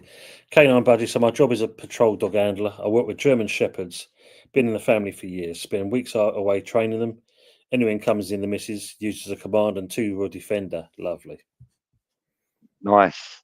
That's really good. Well, I like that sort of stuff. I'm really into working dogs. And obviously, he will know about the Belgian Malinois, which is a dog very similar in appearance to a German Shepherd, but smaller. Mm. And but because they're smaller doesn't make them any less effective. In fact, True. They're very effective, you know. But yeah. Let's just say this comment before I bring the man himself in. Michael Blaze saying Guilherme hasn't played much. He's a kid taken out of his homeland, learning new language and different culture. Takes time, and I totally agree on that. But let's bring this man in to join us. Good evening, James. Good evening, everyone. How are we? All right, James. All good, mate. Yourself? Wonderful. Just done a Palace opposition preview that'll be released tomorrow. So yeah, that'll be good. But yeah, I'm all right, mate. I'm all right. How is everyone? West Ham Revolution is underway. What we all saying? Well, James, I was actually, I don't know if you caught it or not, but I was just sort of saying about how I really didn't want Potter and I was really against having him. I didn't believe that he was Premiership quality. I felt he was quite lucky at Brighton and that most of that credit should have gone to, you know, what happens in the back rooms, etc. at Brighton. I'm kind of, you know, I've admitted my mistakes. I trod on a landmine, lost both my legs. I know that. But, you know, I was just saying how really pleased I am that he's actually now come to West Ham and that, you know, he's given us the belief that West Ham can now start moving forward. And, you know, okay, maybe it wasn't a world-class performance on Tuesday night, but we did enough. We did enough to win the game. We scored multiple goals. Yes, we conceded 2 as well, but we scored multiple goals with a team with no real striker. So listen, I just feel that we've got something to look forward to, is what I'm saying, James. Yeah. Listen, at the end of the day, we can all be wrong. Yeah, and admitting when you're wrong is a powerful thing because it shows that, listen, a good man would always admit when he's wrong. Yeah. For me, with Potter, he's a builder. Someone said it on TalkSport the other day, and I completely agree. He's a builder, and that's what we need. We need to build the foundations, build this club back up to where it should be. I like his interviews. I like the way he speaks. I thought Tuesday night, I'm going to be honest, and you come on E20 afterwards, and we all had different man of the matches, which is a good thing. But let's be honest, we can all pick 3 different players, and they're all different man of the matches. It shows something is starting to work. Listen, this last 5 months of the season is going to be up and down, and it ain't going to be perfect. The issue I've got is he needs help in this transfer window, and that's down to our ownership. The ownership have got him in, so give him the tools to do the job. Like, you can't give him a Black and Decker. yeah, and when he needs like proper like machinery, you know what I'm saying, to do the work in hand, and that's all I worry about is on that side. I think they've got a man in who can do the job. I really do. Was he my first choice? Not really, if I'm being honest. But I look at him and I think, you know what, he's experienced. If he's here 2 years and he can build us up, then so be it. He's also a man who's got a point to prove. And that is, when you've got someone who's hungry and who's got a point to prove, they're going to give it everything. And I noticed something on the Fulham game the other day, after that first 20 minutes, when he started to change things around tactically, and you could see it from afar, whether you was in the pub watching it or in the ground. Right, when I was watching it, and I said to a few of my mates, I said, did you notice, like in like that 20 minutes, when we was getting dominated, he changed something, and then all of a sudden we had the ball, we was making chances, and this man knows what he's doing. And I feel, I don't say I feel safe with this geezer, but I feel like this man can take us upwards rather than downwards for me. So, you know what, I'm happy. Yeah. I'll go with all of that too, mate. You know, I think Potter's, like, because his demeanour is very calm and, you know, he doesn't seem to get fazed by anything. I think that kind of comes through, you know, in the style of football that we've been playing under him so far. You know, I think it's all very sort of like, don't rush it, you know, make your own time on the ball or whatever the case may be. Yeah. You know, and I think the only one that really hasn't listened to that is Kudus, because he wants something to happen the moment the ball's on its way to him, you know. But I think that's just him naturally. I think that's just his natural game. But I really do feel that we've kind of calmed the game down a little bit. You know, we haven't made so many mistakes because I think there's more thought going into the process of the game. I think with the Mo side of things, listen, Mo's not a bad player. Yeah, and Mo, people have got this sort of persona with Mo that, it's like, it's in. Like, well, if it ain't Souček, it's Mo. If it ain't Mo, it's someone else. Now, I'm not being funny. Mavropanos don't really get a mention. And that geezer costs us goals a lot, and he cost us a goal in the game. This game coming up last season against Palace. Like, do you know what I mean? I think with Mo is that he's trying to do it on his own because we have got no one else. Like, do you know what I'm saying? We've got other options there, and Mo was doing it. I can understand it, but when he's the only one who's got any pace in the front line, it's a bit of a problem. That's why we really need Cross-Henser Somerville back on Saturday. You get him and Mo together, then you've got 2 pace merchants who can carry the ball, and it takes the weight off both of them to a point because they can share the load over. Do you know what I mean? Instead of Mo just carrying it all the time. And listen, for me, I said it on E20 when he was announced. I said, listen, now you're going to, we just have to enjoy the rest of the season and basically work towards next season. Because I think this season's dead, right? I really do. And I think wherever we land, we land. But I'm going to be straight. I don't think top 10's a million miles away. I really don't. And I look at these sort of odds in the bookies, and they've got us down at 11-2 to finish in the top 10.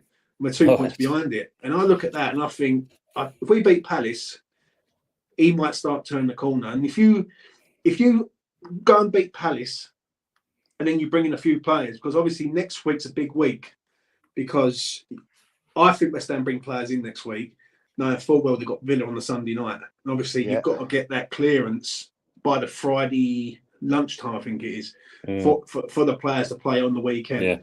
Yeah. I believe West Ham will go out and get the players next week, right? And I thought this week was touch and go, having 2 games in 4 days or whatever it was.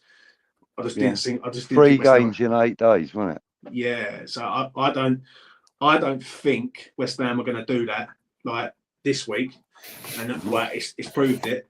So next week will be a big week. And listen, at the end of the day, we've got a man in charge who speaks well to the media. You can understand his point of view and what he's trying to do.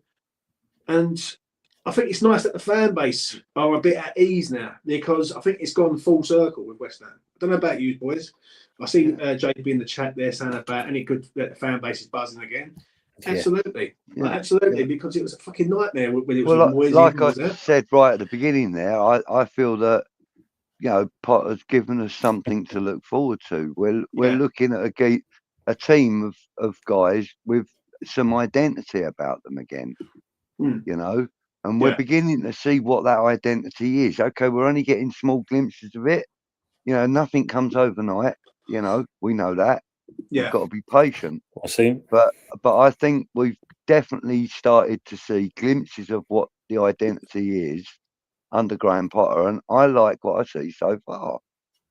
You know, I couldn't have been more wrong about the man. I think when you look at playing 5 central midfielders the other day, that is a bit mad. You got Soler, Guido, Alvarez, Souček, Paqueta. Right, it was like, wow. And then he brought Irving on at some point. He brought Irving on. You know what I mean? Like, he looked on the bench and he realised there was no. But I thought Irving looked good. Yeah. The thing is, we don't know how good he's going to be, right? Because he's working with a third string side. Let's be honest. Right? I think the defence, right? I'm going to be honest. The two centre halves are a bit up and down for me. And when you look at Gilman, when Kilman's with Tadibo, he's a bit better, but not majorly better. And I think it might need to be improved there. Another person that I'm going to say, like Soler, like people have got this thing with Soler where he scores a goal, sign him, sign him straight away. And I put it to someone the other day. I'll give you a choice. If you had Joe Bellingham for 27 million, or you had Carlos Soler for 27 million, which one are you signing? I know which one I'm signing. I'm signing Bellingham, mate. And the jury's massively out on some of these players, right? And listen, we're going to know in the next few months, like if they really are up for it. I think Alvarez looks like he's a different player. I think Paqueta looks like he's a different player. Like, when was the last time Paqueta scored 2 goals in 2 games? Do you know what I'm saying? So, you know, that's different. But also the reaction after his goal against Fulham the other night. Yeah. His reaction to scoring that goal, that said a lot. You know what I mean? The look on his face, the way he was really, you know what I mean? You could see that meant a lot to him. And that I thought was, you know, I thought, okay, good. Because, you know, I thought he'd lost heart in the club. I really did. And it doesn't seem that he has. I think everyone did, though. I don't know about you, Tone, but I think everyone did at the time. Like, lose a lot of art, and because listen, you might have seen it, Tone, doing your stuff, Budgie, you might have seen it doing your stuff on YouTube. But the people that I was speaking to, either on X or on YouTube, they was basically saying to me, "I'm starting to lose art with this now."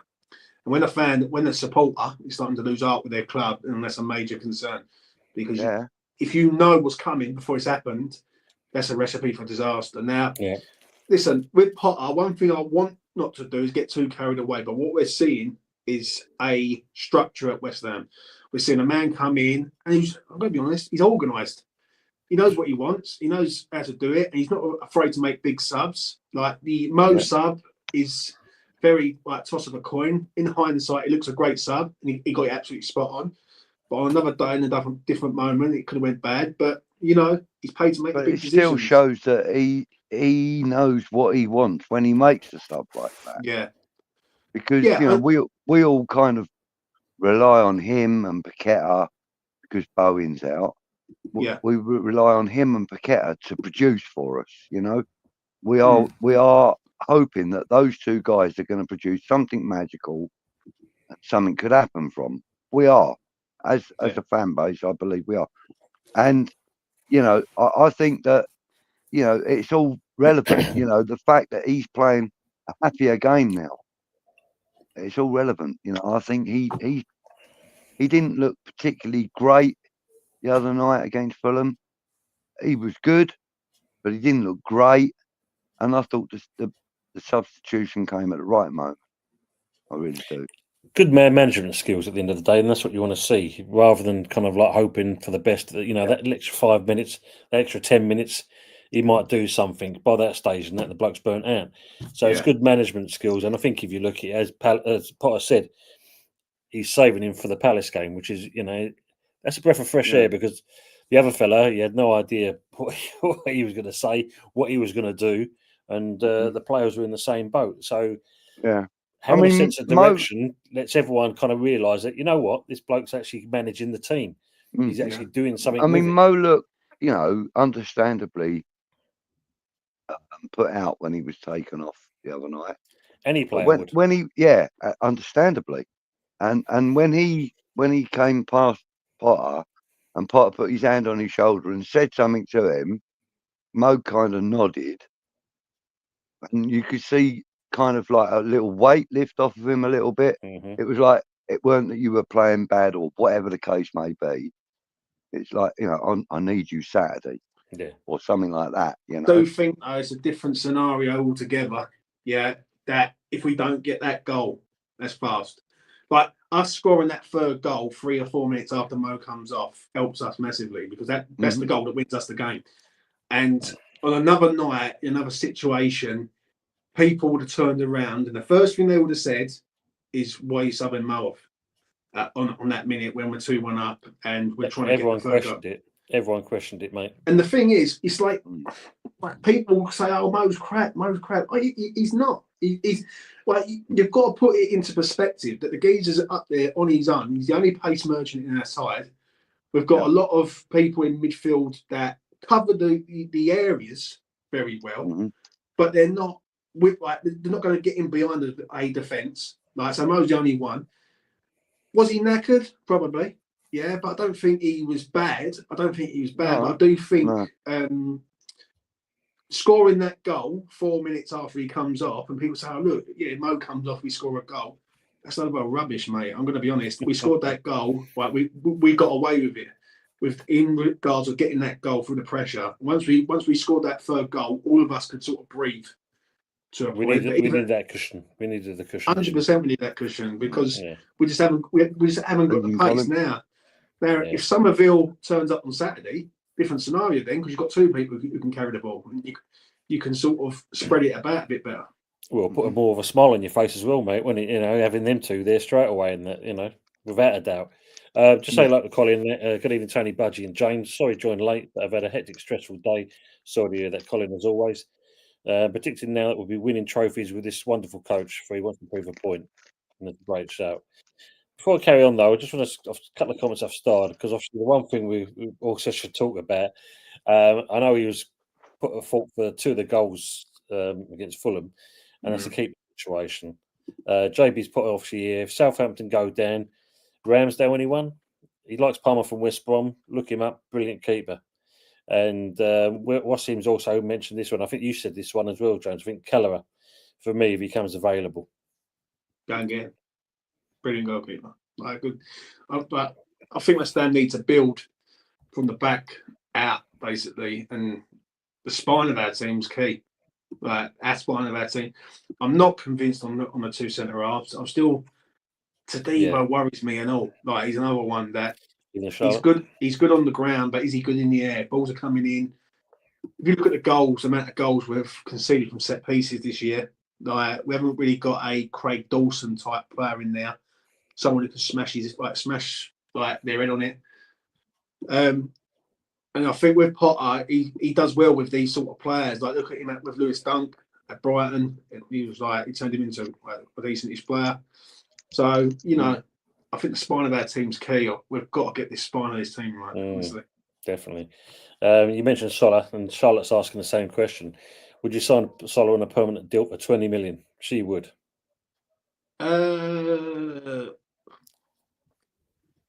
If someone said to me right now, it's 20 mil, and you let him go, just say, for instance, you sold Andy Irving, you got rid of Guido, you signed Soler, and then you bring someone else in with him, either a Dewsbury or a Job Bellingham, I would accept that, because 20 mil is not bad for a player of what he's actually doing. 27 million or upwards, I just don't think it's worth it. And that 7 mil can go and put that towards a striker or something. Do you know what I mean? Yeah, agree on that. What about if it was that, but by bringing JWP back instead of Bellingham? Well, I'm going to be honest. He's interviewed the other day, Potter. That's looking dead.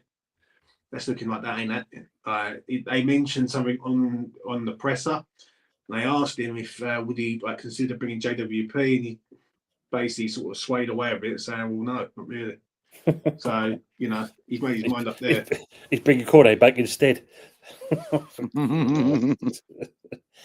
Charlotte's also saying, would you sell Guido Rodriguez? Should sell him in January. He offers nothing and he's our worst midfielder. I mean, he don't want to be here by the sounds of it anyway, but... Yeah, no, I would definitely sell him. No question. Michael Blees is saying Somerville 50-50 for Palace. I mean, hopefully they can get it through. It'd be great if they could. Get him fit and ready.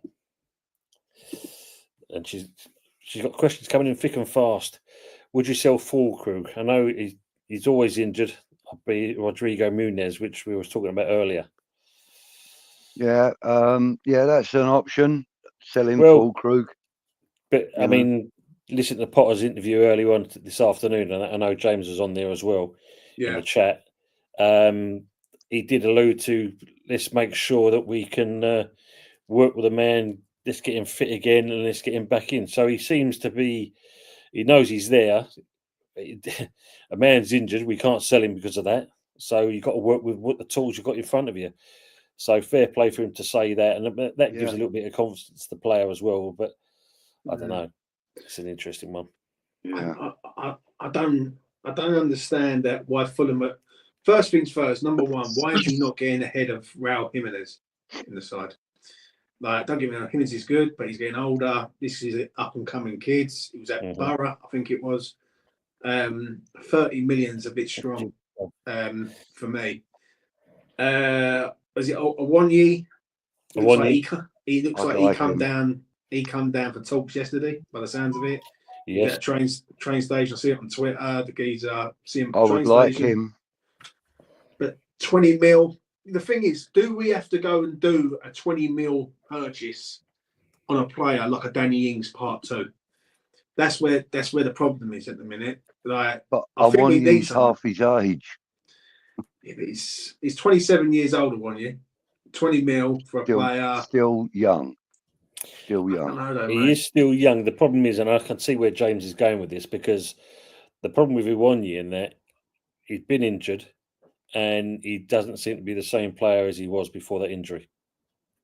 And I think that, for me, is where we've got the risk factor in that respect. I think we were having a similar discussion in our respective groups about Michael Antonio a couple of years back. And then all of a sudden he's become West Ham's top Premier League goal scorer. So anything is possible, mate. Yeah, but if you're going to go down and spend 20 mil, you go and buy Jonathan David. That's the one. Like, if you want a striker and you want someone who's cheap, you go and pay the money and you get Jonathan David out of Lille now. You say, right, we want him. And you force Lille's hand to a point to sell him. I think if you're going to buy a Awonyi, and this is also another thing that comes into play, where does Luiz Guilherme fit in all this? Because I've seen something today about him could possibly be out the door. Me and Jay done a show on it on E20 yesterday, and I'm going to be straight. If he ends up being sold for profit, then it's embarrassing, really, that we've signed the player. Yeah, we've earned money on him, but we're not all businessmen here. We're all football fans. We want to see a player coming to the club and, playing for the club to a point. So, I look at it and I think I'd rather West Ham go out and get a Jude Biel. I think Jude Biel's a good player. I think he's a sort of player that West Ham could work with. And do you know what? I would try and get a loan from somewhere, loan a striker, right? Just go and get a loanee to the end of the season. Because the way I look at it, this season, we're not going to qualify for Europe. It'd have to be literally West Ham would have to have Champions League form to qualify for Europe, right? So we ain't going to qualify for Europe. Is it worth it? Is it really worth paying 20 mil out for a player that next season is not going to be your first choice? I just don't think it is, mate. I'm honest. Let me just do the super chat. Good evening to Nick Fortin. I hope you're well, mate. Do the three of you have a new camera? You're all generally looking 10 years younger. Not even joking. Maybe getting rid of Loppy had that effect.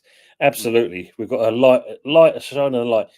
And dare I say it, and he might get offended by it, but even James looks more happier now these days because the things have changed in the club. I only look 10 years younger because I've turned my clock back. I moisturise before I come on the stream. Joe, what? Yeah, what difference a week, mate, isn't it? Cool, mate. Yeah. Tell me about it. Tell me Yeah. about it. You know, Shall I say, would you guys give Max Kilman the captaincy or keep Souček or Bowen as permanent captains? I'd give Souček the captain, the permanent captaincy. Let me answer this one first, because for me, when Bowen was given the captaincy, I thought it was the wrong choice because you could see it kind of distracted him from his normal style of playing. I would have said Kilman, but as things have been going on lately, I've alluded to it in the last couple of streams I've done. There's something a little bit suspect with Kilman in my eyes. There's something that's not right there. I mean, I don't know what you guys think. yeah. I actually agree. I actually strongly agree on that. He's not the same player. When I say 40 million Max Kilman now to 40 million in the summer, don't get me wrong. In the summer, people are going mad. See him play sort of 5 months. But I'm going to give him a bit of a pass to a point because every time he's coming in, he's the main man in there, and he keeps rotating centre halves. Todibo, Mav, and it's just, you know, when you're working with crap players next to you, sometimes you're going to look bad. There's only one man really that I think could be the captain of West Ham, right? And Bowen, for me, is that guy. But I do think Thomas Souček. I think he wears his heart on his sleeve. Agree on that comment straight away. The problem is people have got this thing. I'm going to sort of go on a little bit of a mini rant here, but they've got this thing with Thomas Souček. They just can't give him no praise. It really baffles the life out of me because you gentlemen are of a generation that you've seen some of like the greats play for our club, like people who used to get stuck in for the shirt, yeah, like your Billy Bonzes and people like that. Thomas Souček is that sort of modern day version of that. He gets stuck in, he scores goals, he's a big game player. And our fan base seems to look at him and go, no, he's not good enough. And the funny thing about the whole situation is every time there's a manager there, he will Moyes, everyone said, oh, Moyes will get rid of him, never did. Lopetegui get rid of him, never did. Potter, he's got him. Potter ain't going to get rid of him because you don't give the captaincy to the bloke if you believe he's crap. So I don't know where you've landed. I don't know about you boys, but I think Souček's doing all right, mate. Really, to be honest. Man United have just equalised against Southampton.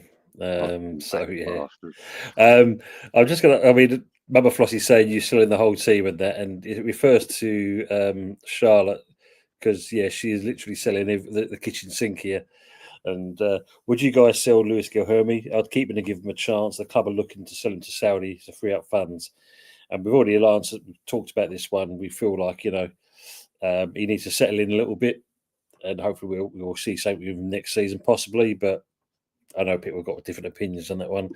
The other one is, do you guys think Kudus will leave at the end of the season? Hopefully we can offload him for 85 to 90 million pounds.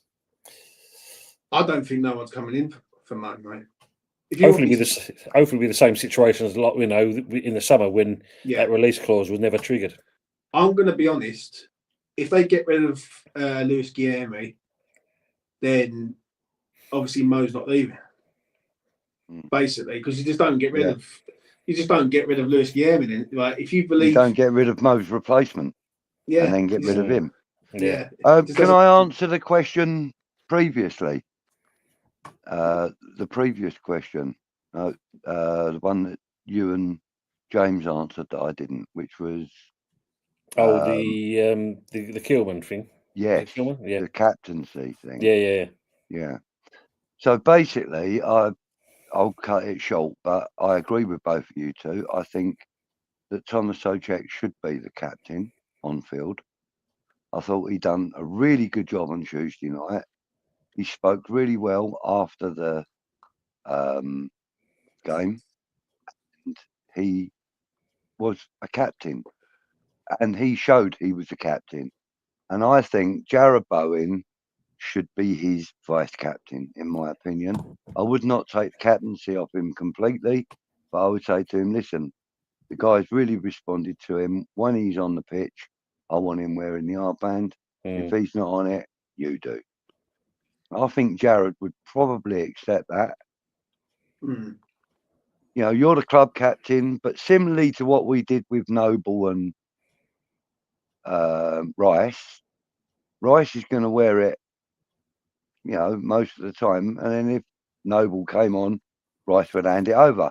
Whereas it would be Souček will start the game wearing the armband, and if we do sub him or whatever, then, or if he's suspended or injured or whatever, you'll wear the armband. I think Jared Bone would probably accept that. Mm. I would rather give him a season with Potter. And I'll tell you the reason why, because this season's been a nightmare. Let's be honest, it's been up and down. And I actually feel sorry for Bowen, but Bowen's going to learn a lot from this season. Yeah. Being in that mire with the team, the pumpings, he's got to learn. He's got to learn. So I don't think it's right to sort of demote him when he hasn't really done anything wrong to a point. It's been the people around him. But I mean the thing is, with that injury, yeah, he's not going to throw him straight into the first 90 minutes he's available for. No. He's going to go to him, right, listen, Jared, I want to ease you back in. This week, I'm going to give you 20 minutes. Next week, I'm going to give you 30 minutes. Following week, I might give you 45 or 50 minutes, you know. I might start you and then sub you off or whatever. He's going to ease him in. So Thomas Souček should be the on-field captain if Bowen isn't going to be on the pitch. Oh, 100%. Hands down. I'll give you and, on that. And, you know, then if Bowen comes on, then he should hand the armband over. Yeah, but on that's how it should be. On a permanent captain, people are saying, "Oh, we should not have Bowen as captain because we don't know how his performance levels ain't been the same." I think it's very harsh to go and do that to a point. I think Bowen understands the club. I think he's a man that has had a lot of shit this year. Like, let's be real with the situation at the club. His future to the club, James. I think the only thing with Bowen that is a bit of a problem is he lacks experience in that sort of role as a captain. Like, for example, the Mohamed Kudus situation back at Spurs away, he should have grabbed hold of Mo, and not grabbed hold of the player. You know what I'm saying? And he's only going to learn that over a long period of time. And just silly little situation, even with the situation when he had with Lamina at Wolves, where he's nearly having a punch up with him on the pitch.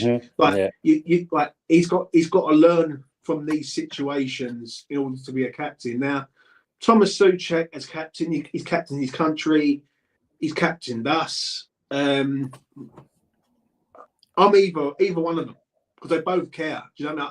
One thing we have got to have. Not so much this season, because as I say, I think this season's a bit of a write-off to a point, and wherever we land, we land. But I think from next season onwards, we need to have a structure of the right captain, the right vice-captain, and the spine of the team's got to be right. And I think with Potter, I think we will have that, if I'm being honest. Yeah. I mean, Charlotte's just got out these last couple of ones as well. That one's great. We'll be out of field of 5-a-side. Yeah, because she's asking, would you sell Mavropanos? I think his all four needs to be sold immediately.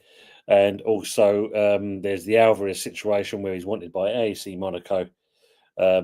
She would keep him, though, even though he's been a bit of a liability. So what do you think about them two players? Well, for one, this guy here, Alvarez, I don't think he's going anywhere. I really don't.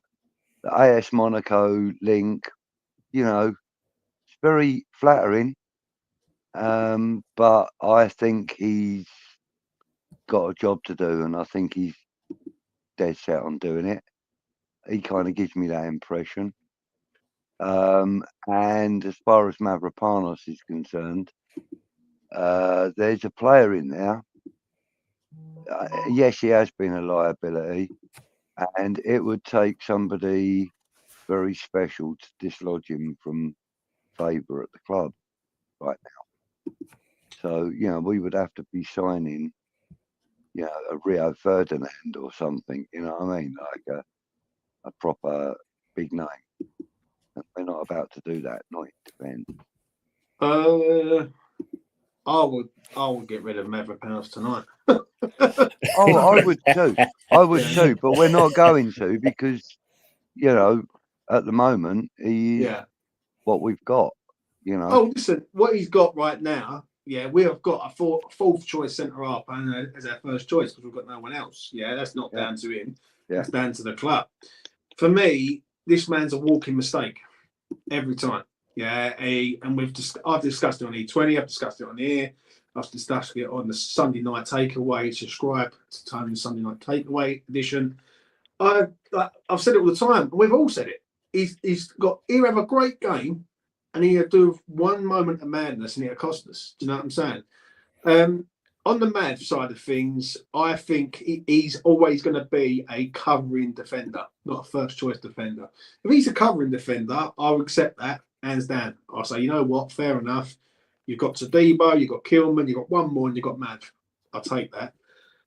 On the Alvarez one, tricky one for me because he's been poor this year. Now, is that due to Lopetegui? Might be. We will know more in the next 5 months. Right, let's see where he is in May. Yeah, at the end of May, and see how good he is.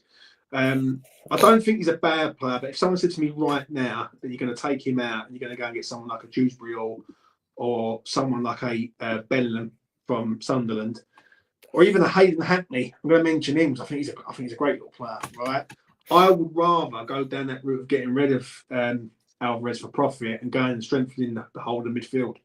So I don't like to see. I wouldn't like to see him go, but I think if the offer's right and it's right for West Ham, I think we might. I would say to let Alvarez go. So I just don't think like he's been a walking liability this year. No, he's been sent off twice in 6 months. Yeah, and the one at Forest still hurts to this day because it's so blatant and it's so stupid that he just does it anyway. So, but then I'm not being funny. With Potter in charge, you just never know how good he can get these players going, and that's the thing. We just don't know. Just to let you know as well, Ahmad has scored his second goal for Man U. 2-1 to Man United. Yeah, typical. They're dancing in the streets of Surrey. You know what I mean? And don't forget Tokyo. Dancing in the streets of Surrey, I mean, and Berkshire. There you go. Yeah, Tokyo. Yeah. Happy's asking the question, realistically, what can we get for Fuckkrug? Who would buy him and what for? And that's the problem, isn't it? If we can't exactly, maybe Bagpuss would buy him and that, and you never know, the mouse, the magical organ, that'll fix him and put him back together again. But we can't get anything about this stuff. I don't think we're going to get anything from him. I reckon, realistically, if we were going to sell him, we wouldn't probably get any more than about 12 to 14 million for him. I think the injury. There's a lot. I'll tell you what, Graham Potter has got a lot of problems at the club, i.e., like striker front straight away, losing Fullkrug on his debut game. Right, in charge, you lose him, so you can't work with him. No one's mentioning the Lucas Paqueta situation with the gambling, and that's a thing that will be coming around pretty soon, I believe. Yeah, there's another player that's been linked with that. I can't remember who he plays for now. It ain't a Milan midfielder, is it? Yes, it is. Yeah, yes, it is. Al Lassan, I'll say it. I can't remember. Something like that, yeah. You know who it is, though. Yes, you're right. It's the Inter Milan midfielder. He's been linked to the same charges, apparently, or similar charges. Yeah. Listen, we're almost an hour and 50 minutes in, and your selection for the player that we were going to highlight this week is rapidly approaching time, isn't it? It is indeed. Just trying to catch up with some of the comments here. Yeah. Because we've been... Some of them have been very, very poorly and rudely aimed at young Happy Amaret. Yes. Yes, I've seen the 4 all foot and the sorts 3 of horrible foot. things about her height. Horrible thing. But as she's alluded to, 5'8", so that's a decent size. No, she's not 5'8". That's what she said. No, she bloody isn't. If she's 5'3", I'm a bloody Chinese gorilla. I don't know what. She's 5'8" when she's standing on the yellow pages. 5'8" standing on the sofa. Good afternoon or evening to Director John. What's going on, you handsome bastards? All well, sir. Hope you are as well. Good to see you, mate. It's a long time overdue. We will catch up at some point. Was it Shallow Hell? But what's the other actor at all? Good evening, Troj. Suchek shows more leadership than Kilman and Bowen for me, he says there, and also more vocal as well. Bowen not back until February or March. Keep a captain until summer. Then let Potter decide. Then, in my opinion, it's got a bad shout. Yeah, it's not bad a shout at all.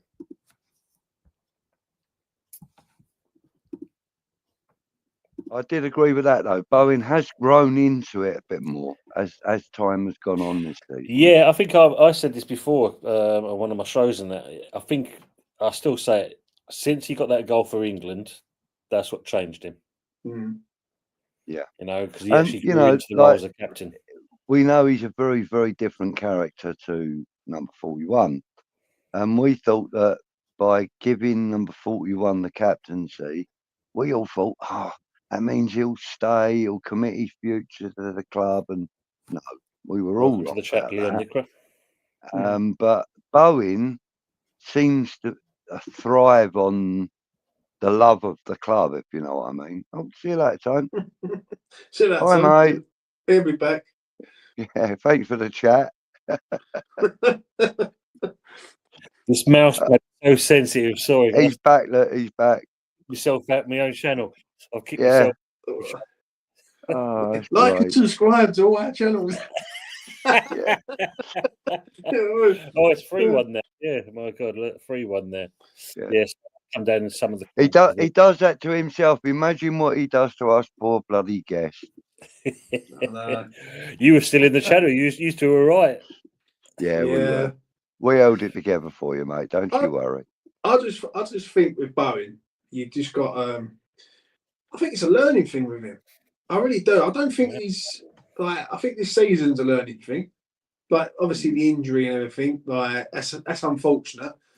But it's a learning curve with Bowen this year, and I think I'll tell you what, he's learned a lot more this year than he's ever learned as being a footballer. I think, especially with the situation at West Ham and everything else. And yeah, listen, he's got big responsibility, Bowen, because he's the star boy of West Ham United. He's the one that we all look at on the pitch when things ain't going right, and he's the one who usually delivers more than others. So I would just give him the captaincy and say, right. But do you know what I would do? I'd get good people around him. That's what I would do. And I think Mark Noble's advising him, to be honest. I really do. I think Mark Noble's there and saying to him. And I like the way he's made reference to Mark Noble a few times in the the conferences. I noticed that someone in the chat, I didn't notice who it was, said, why don't we talk about Graham Padden? Yes, that's a really good shout. Yeah, that's a really good shout, Brendan. And we will do in a week or two, a couple of weeks or so. Next week, we are going to be highlighting Ludo McCloskey. Yes, he's not such an obscure name that, but because, we found out over the Christmas period or the New Year period about his illness and that, I think it would just be nice for us to pay tribute to him next week. Yeah. And we can chat about him, and who knows, might even be able to have a word with Russ, get him on, Very nice. I don't know if he's ever been. Yeah, no. But so anyway, this week we are talking about Michael Hughes, and the man at the bottom there knows all about this man.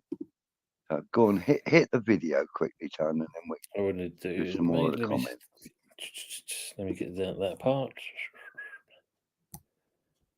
And here we go.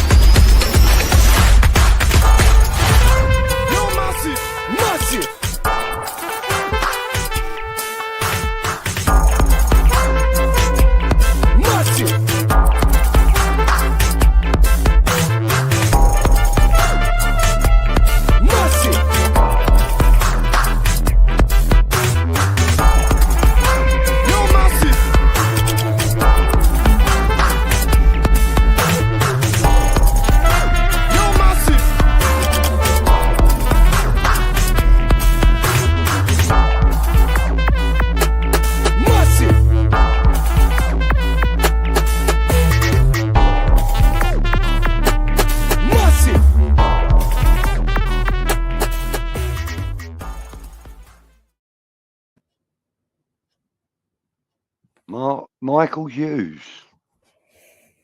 Tell us a bit about Michael Hughes, James.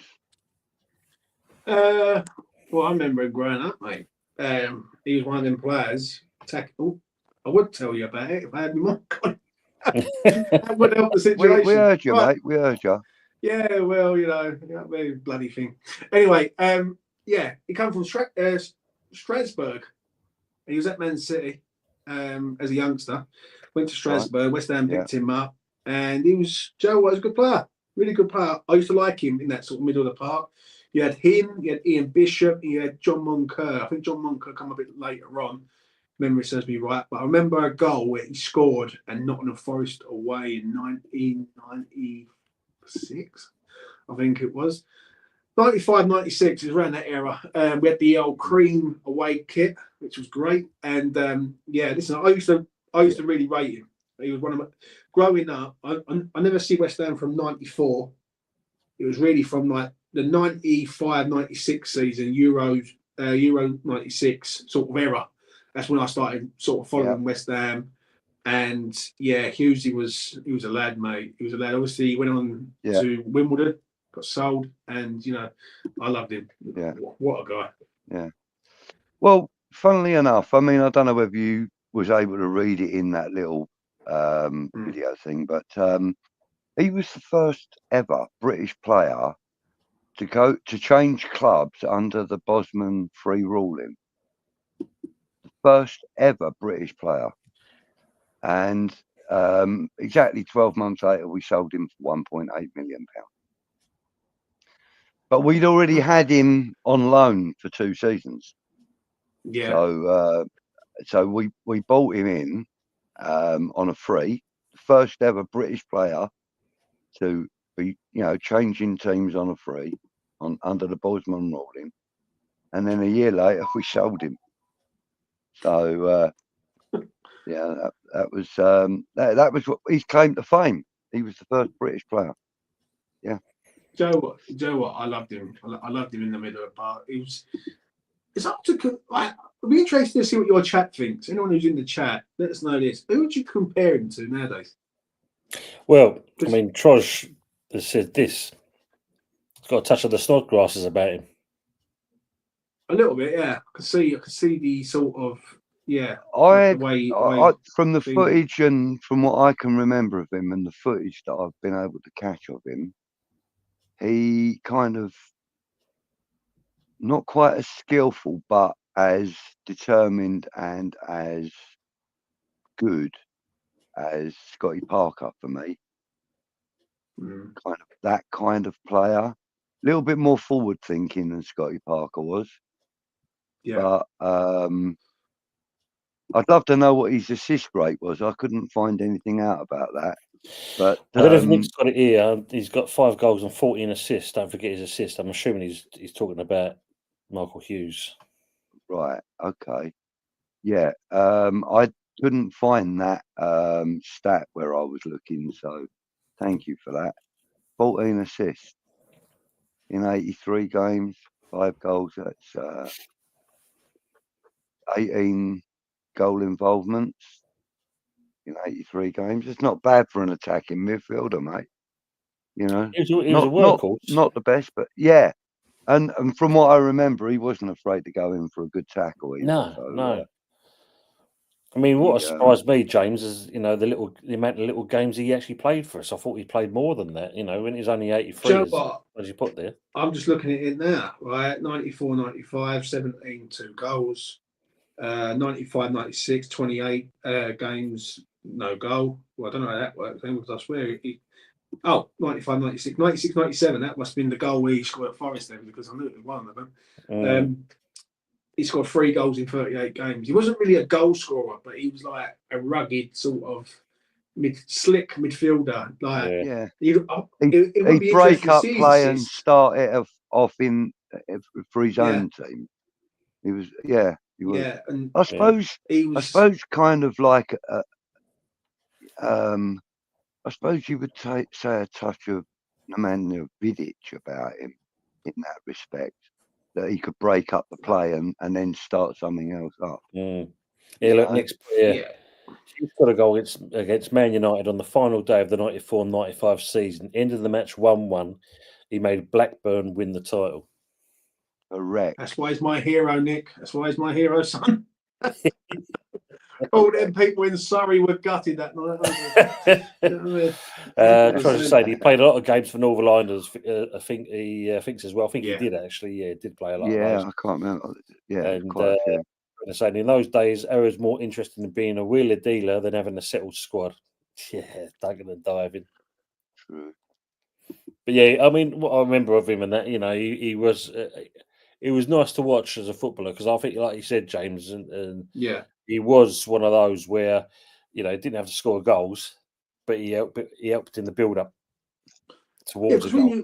When you look at that midfield that we had, and you probably know this a bit more clearer than me, but he's the first player I remember in that era. Obviously, Ian Bishop, Monker. I can't really remember anyone else who was in central midfield or around that central midfield area in the 95-96. Yeah. I mean, there probably is people, and people are probably going to put them in the comment section, but Hughesy was like, I don't know, he was just one of them players that you just like. Do you know what I mean? Everyone's got their own favourites, and like he's one of them players that I just liked. And that goal, I remember that goal, and I remember that game, funny enough, because it was mad. When Man United literally threw everything at us in the last minutes. Right. And there was like ball was going across the box, Cantona and I was going berserk, and I think Paul Ince was playing from that time and all. And In fact, it was one of many times that we caused upset for poor old Man United. Yeah, 100%. We seem to enjoy that more than anything else. Oh, absolutely. The unexpected win, against Man United. Everybody's got Man United nailed on for winning the game. Let old West Ham roll up and go, yeah. Well, we also helped. We think 2 seasons ago, and that we stopped one of the many teams that stopped Arsenal winning the league as well. Happy days. Yeah, I know, mate. I know. Yeah, but what the main thing that's stopping Arsenal from winning the league is their manager. Oh, well, we know that. Keith Robson, Alan Taylor, another 2 of Colin's favourites. Usual saying though, Graham Padden passed away in 2007, aged 57. Bloody hell, young age. Nick's also added on. Look at him, usual. Hughes played for RC Strasbourg in France. Not many British players took that path, which made him one of the few to experience French football before returning to England as well.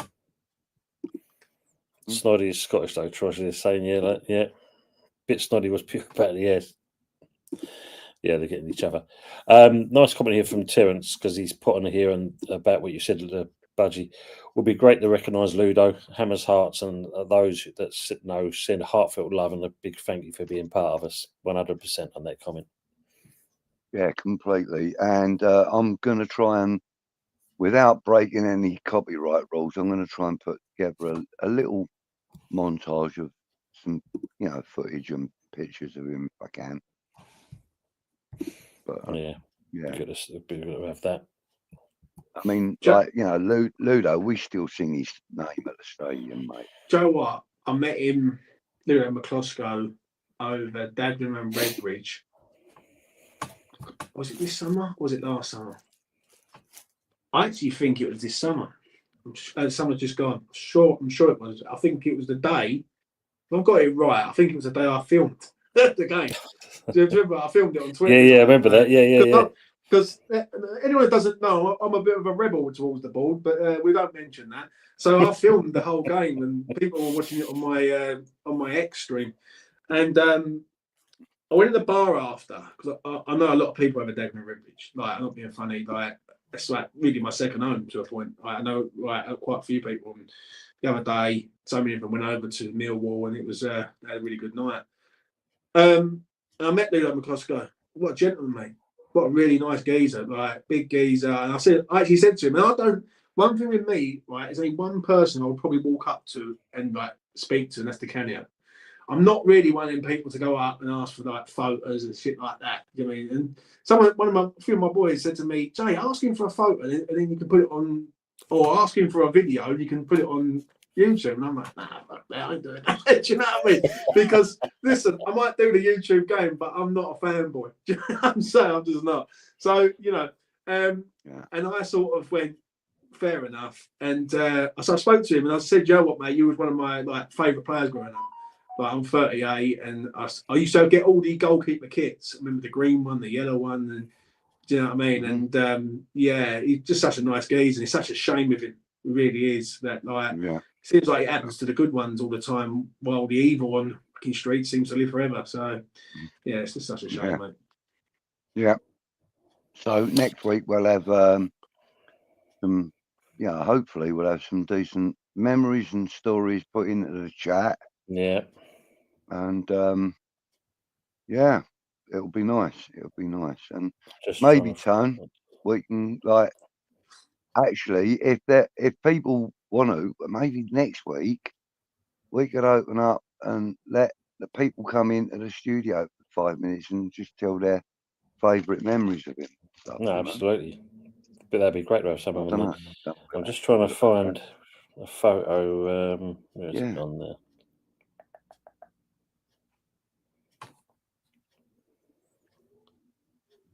This is where I was. Get out of it.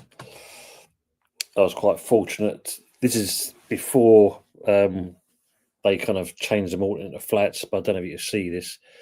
I've got to get a photo taken with this man. Where's it gone? Oh, Frank. Yeah. Joe, what? He follows me on TikTok, Tom.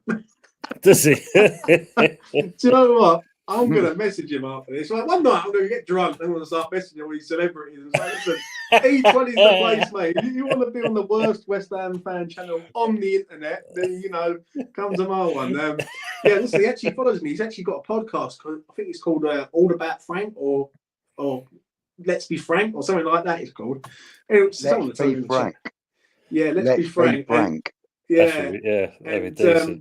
Basically, he's a character, isn't he? Do you know what? I remember the stories of him, but obviously I never see him play. Because 86, that was the year I was born. So I never got the privilege. But he's a character.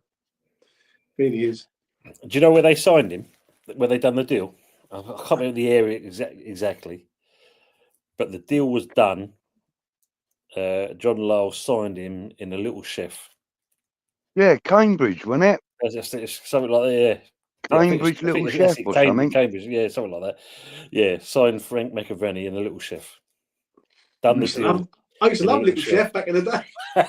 Yes. You know what I mean? 2 meals for about £6, I think it wasn't it? Oh man. Mate, some dodgy stuff went on when they were doing deals back in them days. Players were told to meet at certain services and then they were being picked up by, a cab. And told, I'm taking you to London. And poor fucking players sitting there going, where am I going? Does it say, do you think Slavery will ever sell the club soon? We can only hope and pray. Don't know, mate. Don't think so. Not at the moment, that's for sure. Yeah, just getting there. Most of the playoff season would have been banned. Watching the training video, Tobido got a bit out of him. That's what we want to see. Maybe too much. Yeah, Ludo, top goalie. Yeah, 100% he was. Top man too. Didn't he catch Andy Cole's head? Yeah, I think he did. Howard saying, fuck me, Tone. Have you been bald since childhood? Started to lose the luscious locks. I think it was around about when I was 21, 22. Yeah. Little Chef. I started having a receding hairline at about 35. There's no way you're nearly 40, James. What the fuck? I thought you were mid-20s. West Ham, mate. Hard life. I'm getting real. But thank you for the compliment. But, if I take this hat off and you see me in real life, I'm about 49, you know what I mean, with 3 kids and a divorcee. So, you know what I mean? But, no. Treasure, love the steak and eggs from Little Chef. Look, took the words of me, Howard. Yeah, remember the old Cumberland ring. They used to cut the sausage so that it used to go round. Yeah, that's it. a burger or something, wasn't it? Or yeah, on top of a burger, didn't you? Yeah, half a tomato or something. Yeah. Yeah. Do you know what, mate? Seeing that little chef, the man, like with his little chef hat, it was Yeah. lovely. Yeah. He used to be a great one, just at the end of the M23 there, just in Merstrom. Yeah, you remember they were all over the place, back weren't they? little chef. Hashtag bring back chef. Yeah. Well, you see, they brought back Wimpy, haven't they? Yeah. You never know, mate. You never do you know what? Wimpy's never closed in Crawley. There's one. There's one in Aldenchurch. There's one in Aldenchurch. Yes, another one. Yeah, that's just before you get to the old what's it, the Ask Italian, all that bit. That's it. Yeah, that's the one. Yeah, it's still there, still going strong. Old man, and it's still got the old tiles and stuff. The one in Crawley's been there since about 1967 or something. Jesus, been there for years and years and years. We could have a nuclear strike and that Wimpy will still be there. Yeah, you know that, don't you? You know that. And they'll still be serving them fucking what's them potato things they used to sell, like alphabet, like potato. Oh yeah, alphabet. Yeah, potato, yeah. Remember them? I used to love their Knickerbocker glory though, because it was always well easy to afford them. That's true. Take a girl out on a date. Take a girl out on a date. You take them to the pictures. Then you take them swimming. I wonder what choice they would have got years ago if it would have been like Little Chef or Wimpy. Like, mate. No, it was Wimpy or Wimpy. Or a cat. What was the other one? The beef eater. Bernie's. Oh yeah. Bernie's restaurants. That's Bernie's what the old Bernie. Yeah. You remember that? A Bernie Inn. Bernie, yeah, that's it. The Bernie Inn. Yeah, that's the one. Was Frank a top striker for West Ham? Yeah, he was a top striker, wasn't he? Yeah, him and Tony got together. He was a top striker. And you know, I've had the good fortune of meeting him myself. Actually, I met him outside London Stadium a couple of years back with Wardy and Stuart Slater. And Frank was magnanimous, you know, real nice guy. Wardy didn't want to get in the picture, and Frank was going to him, "Come on, you wanker, get in the picture." All of that sort of stuff, you know. It was quite funny to see. Mate,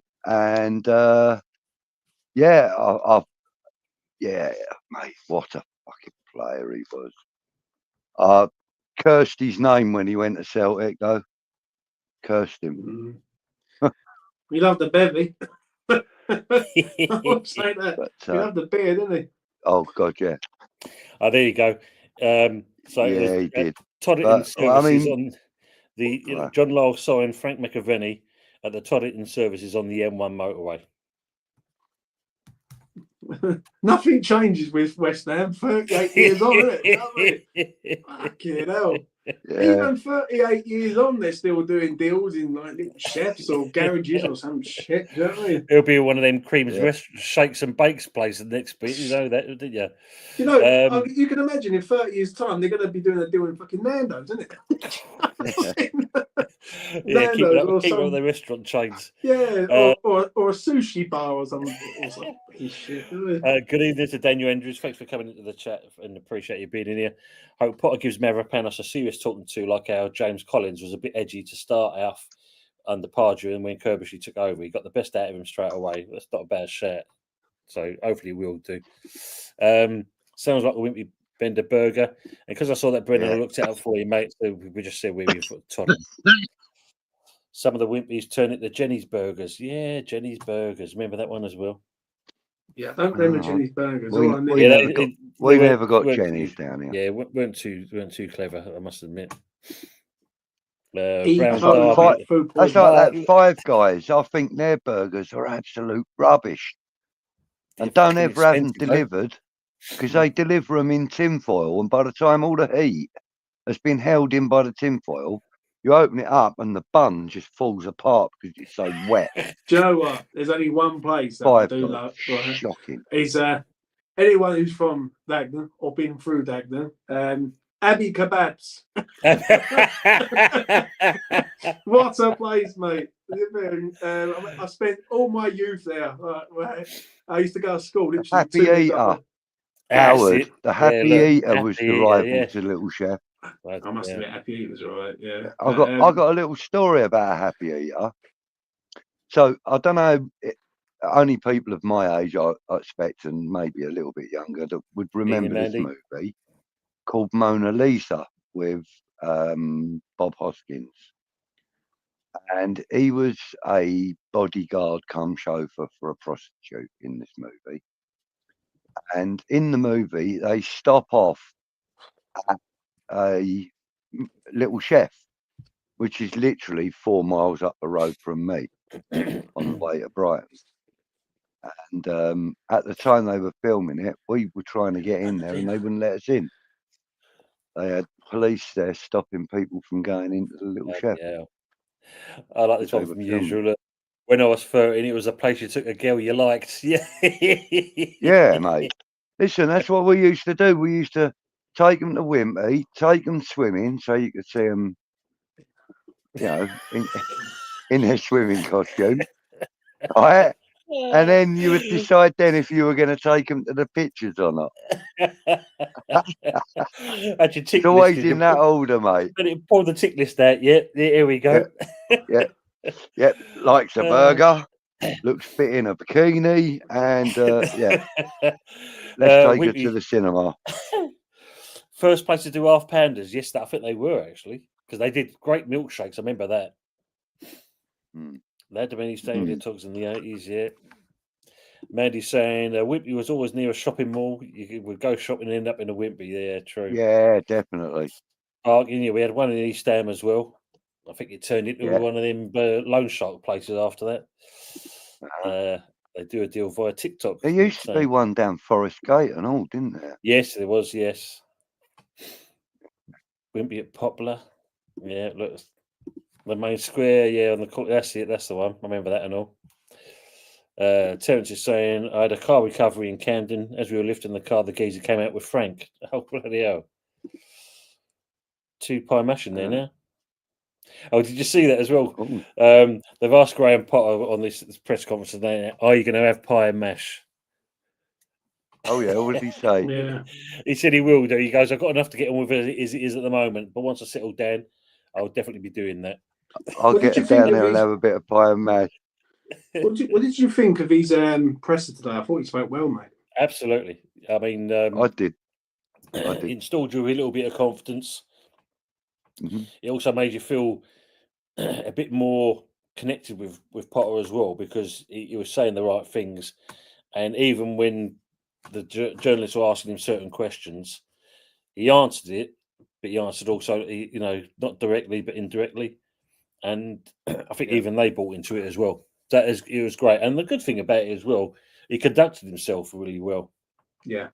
There was no, like I said, the one I saw thought it was nice, the reaction. Yeah, I thought the reaction was nice when that reporter said to him, "Oh, afternoon, Graham, welcome back." He went, "Thank you." He goes, "You all right?" He went, "Yeah, I'm well, thanks." And He said, "Oh, trying to keep me head above water," or something like that. And Graham Potter looked at him and went, "Yeah, I'm back." You know what I mean? It was great. I mean, the thing is, he has got some banter with those guys because he's had to face them all before. Of course. And I would imagine that the ones that are actually assigned to West Ham, he would only have ever dealt with them as an away manager, perhaps. But he seems to have a good rapport with them in there, and he doesn't really conflict with any of them. He connects with them, and I like that. That's good. Nick saying, get Potter some jelly deals. I fucking love jelly deals. I'm drooling now. Nah, jelly deals not for me. No, me neither. My brother likes them. My brother likes stew deals as well, which is just basically jelly deals that are still really hot. Yeah. So the jelly ain't gone all jellified yet. Well, like roll mops. Me neither. Like a roll mop, yeah? Roll mop's not bad. Yeah, I mean, a bit of an acquired taste first of all. Once you get into them, yeah, not too bad. Mate, I'd rather eat a floor mop.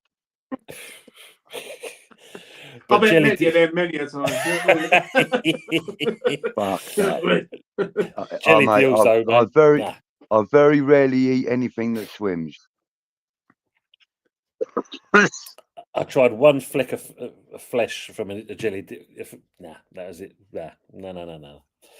Freedom Sound saying Whitby on Loughton High Road still there as well. I'll have to look out for that when I go Nice. past there. Tim saying Budgie's swimming Whitby and guaranteed a tit up in the park. We had class back then.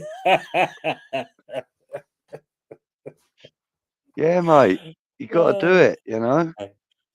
I see we're linked with Fatty now. He did nothing at Brighton, did he? So no. All the injured bygones are trying to get hold of.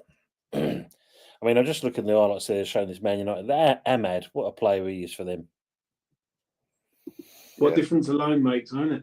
Cool, mate. Goes on loan to Sunderland, does all right, gets given the opportunity.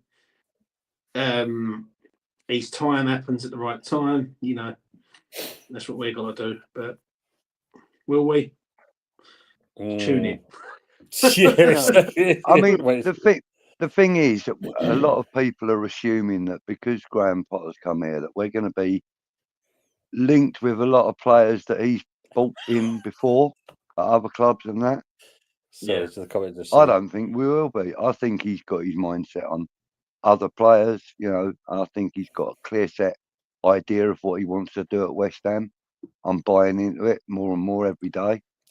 You know, and yeah, his press conferences and that are brilliant. I like the way he puts himself across. Long may it continue. Yeah. George is saying pie and mash and roll mops of Ferrari peas with no teeth. I'll be all right then.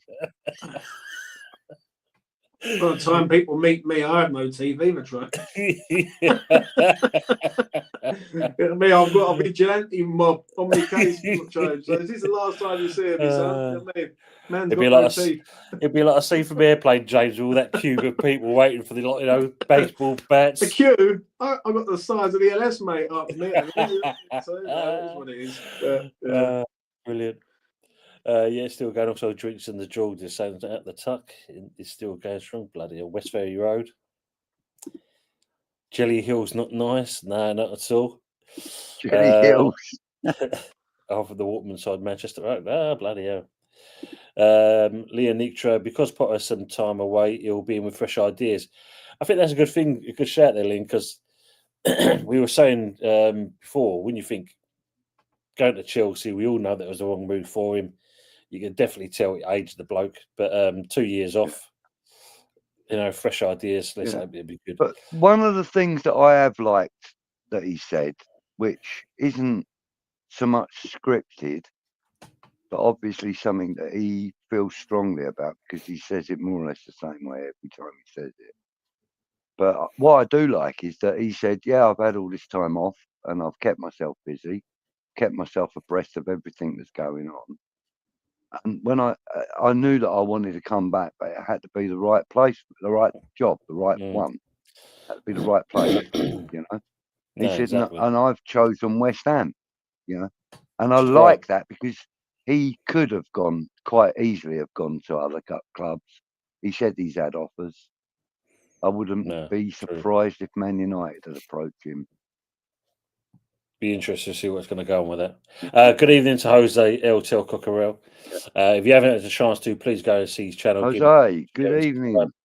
Jose, it's good to see those injuries are hitting not quite nicely on you, mate. I mean, yeah, shocking what we saw before, but yeah, well done. Hope you're good, mate. And I see your show earlier. Made some good comments in there as well. To be fair, he's also had 2 years off. He was still getting paid off £200,000 a week from Chelsea up until recently. Not bad, is it? 2 years off and getting paid. Pie mash and Nick. Yeah, well, the day he signed the contract, those payments stopped. Yeah. Cool. Chelsea probably happy with that one. Trosh saying I was in Brooks Pie and Mash Dagenham for lunch yesterday. Oh, nice. What's your charge? Using me ends. What you do around there, son? I know, Brooks. That's up Dagenham East. It's very nice. Yeah. Very nice place. Terence is saying, Budgie, did you do the Saturday morning cinema show as well? Yeah, but with my mates, never with a girl. It's always with my mates. I mean, you don't take a girl to go and watch, you know, Buster Keaton bouncing around or George Reeves as Superman. I bet you wouldn't even know who that is, you lot. Yeah, George Reeves. Yeah, and that, we yeah. know George Reeves. George Reeves, The old yes. black and white cinema reels, Batman or Superman or whatever. Yep. Yeah, mate, I loved all them. Yeah, That was Flash. just Was we he used to Buster go with Crab? my mate. As was he Flash Gordon as well as Buck Rogers? Yeah, that's him. Yeah, that's it. Yeah, I wasn't but, around you that know, day and age. How much was it, Budge, for cinema back in the day? oh, mate, we used to, like, when I was a kid, bearing in mind I was born in 1962, so I started going Saturday morning pictures when I was about 11. So we're looking at 1971. No, 73, sorry. I was probably paying tuppence to get in, 2p to get in. Yeah. But like, it wouldn't just be like a movie. It would be a 45-minute like main feature, like a Flash Gordon or a Batman or a Superman or whatever. You would get like 2 10-minute shorts from, I don't know, whatever, and then you would get like another 15 or 20-minute like they would say it was an educational thing because it was Saturday morning pictures for the kids. They would say it was the educational section, but most of the time it was just women running around, well, men and women running around like campsites in bikinis playing badminton or something, So that was all a bit of fun as well. Yeah, look at that. Trotter saying the ABC in Romford used to cost like £1.60. Just wanted to let you know, just been announced as well. It seems like City have reached a verbal agreement with Eintracht Frankfurt to sign Omar Mamouche. So yeah, that just shows it. No, Man City. Be lovely we could. We can't even get a free transfer. We got Barbush instead. Pearl and Dean, they were the advertising kings. Who remembers how the song used to go? Do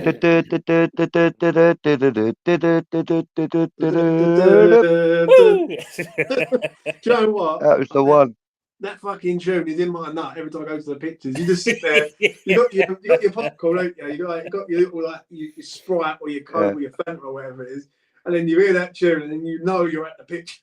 You don't hear that tune any other time of the fucking year. You just hear it at the pictures. So yeah. Where do you live now? Usually lives in Pettswood, very affluent area as well. Pettswood is very nice. Pettswood, that's South London, is it? Kent, southeast London, kind of Kent, more Kent side than anything else. Some nice places there as well. It's very posh. Pettswood is very posh. There is a private estate bloody snob up the road from there, not far from. You sure he's supporting the right bloody team? Listen, he hasn't been to Dagenham. Listen, I live in the posh part of Dagenham. Mate, that is nowhere. I've done my time in Nam, mate. Dagenham. Yeah. Yeah, look, they've asked us Daz's question. Yeah, 2 pence, Daz. Yeah.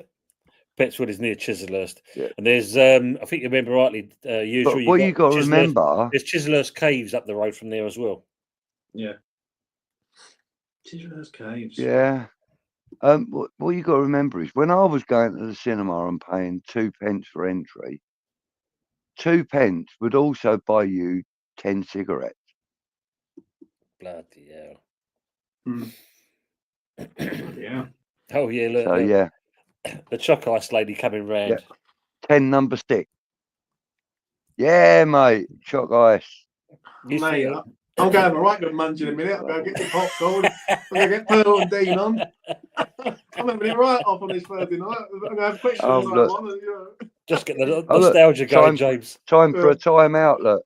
Time for a time-out. Do you know what I'm going to do in a minute where I go, yeah? I'm going to go and get Watch Question Time, put it on mute, then just get the theme tune to Pearl and Dean. And I'm ready then. I feel like I'm in the fucking cinema. Do you know what I mean? There you go. Look, that usual is Kaiser Sosa, yes.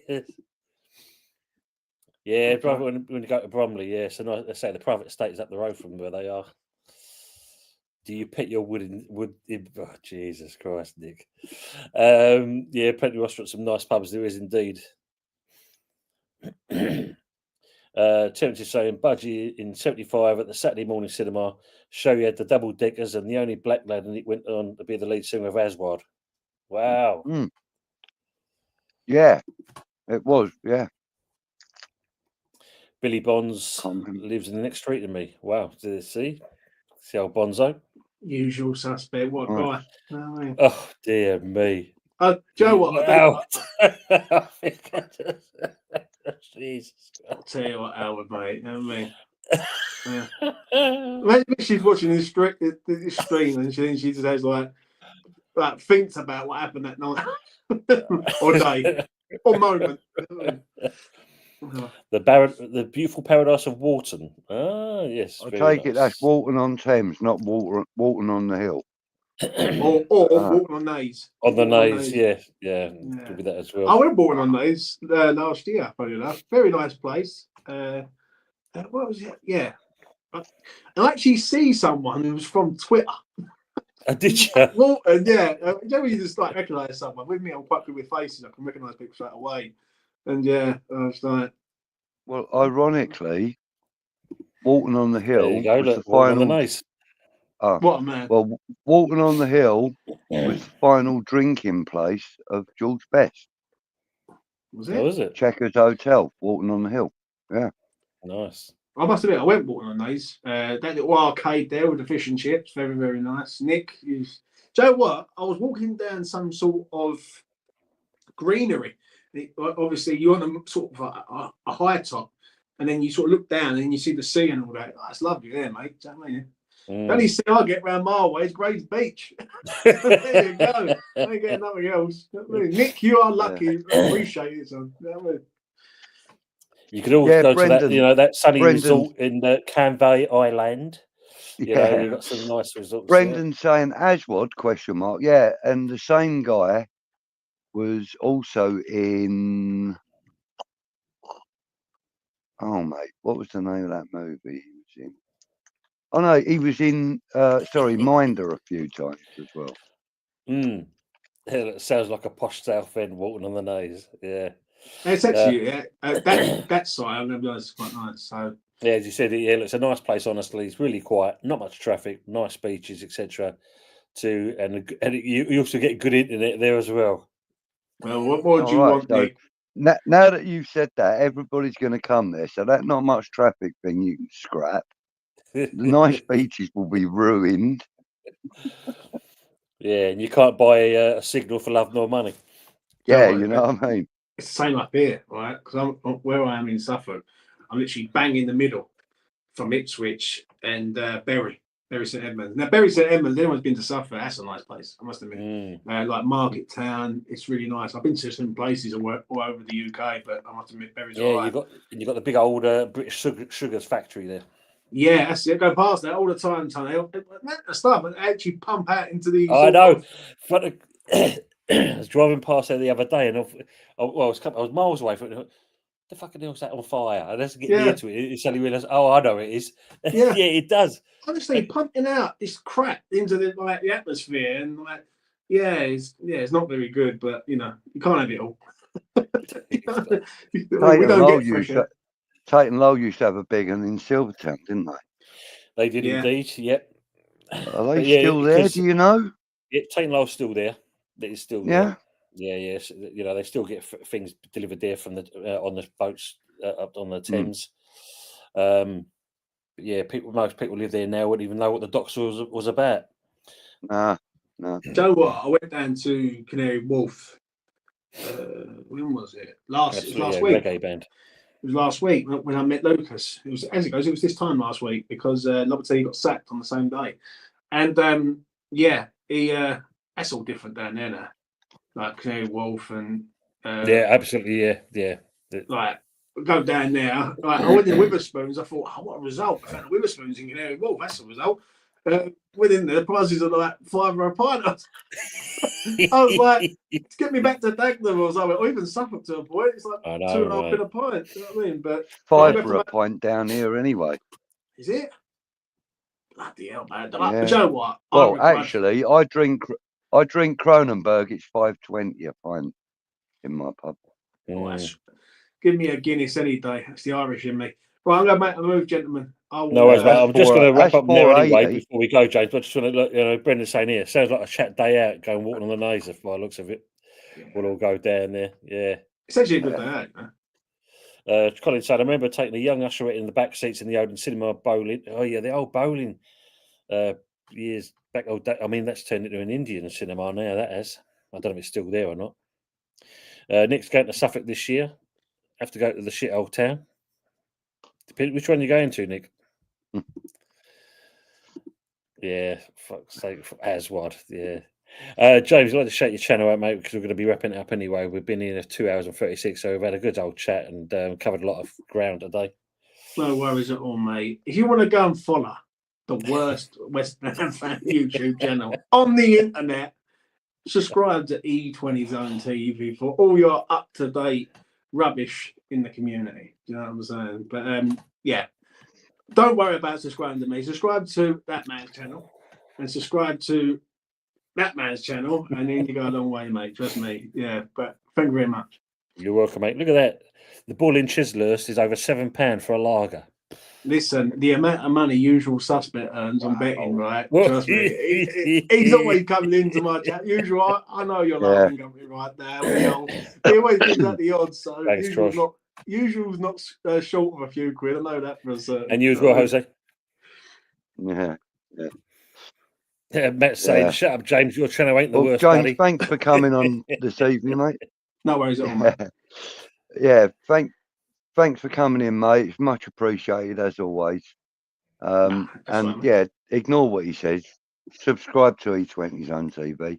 Absolutely. Follow him on X and Insta. David Sullivan does anyway. He subscribed to James. Well, David Sullivan's like my secret stalker at the minute.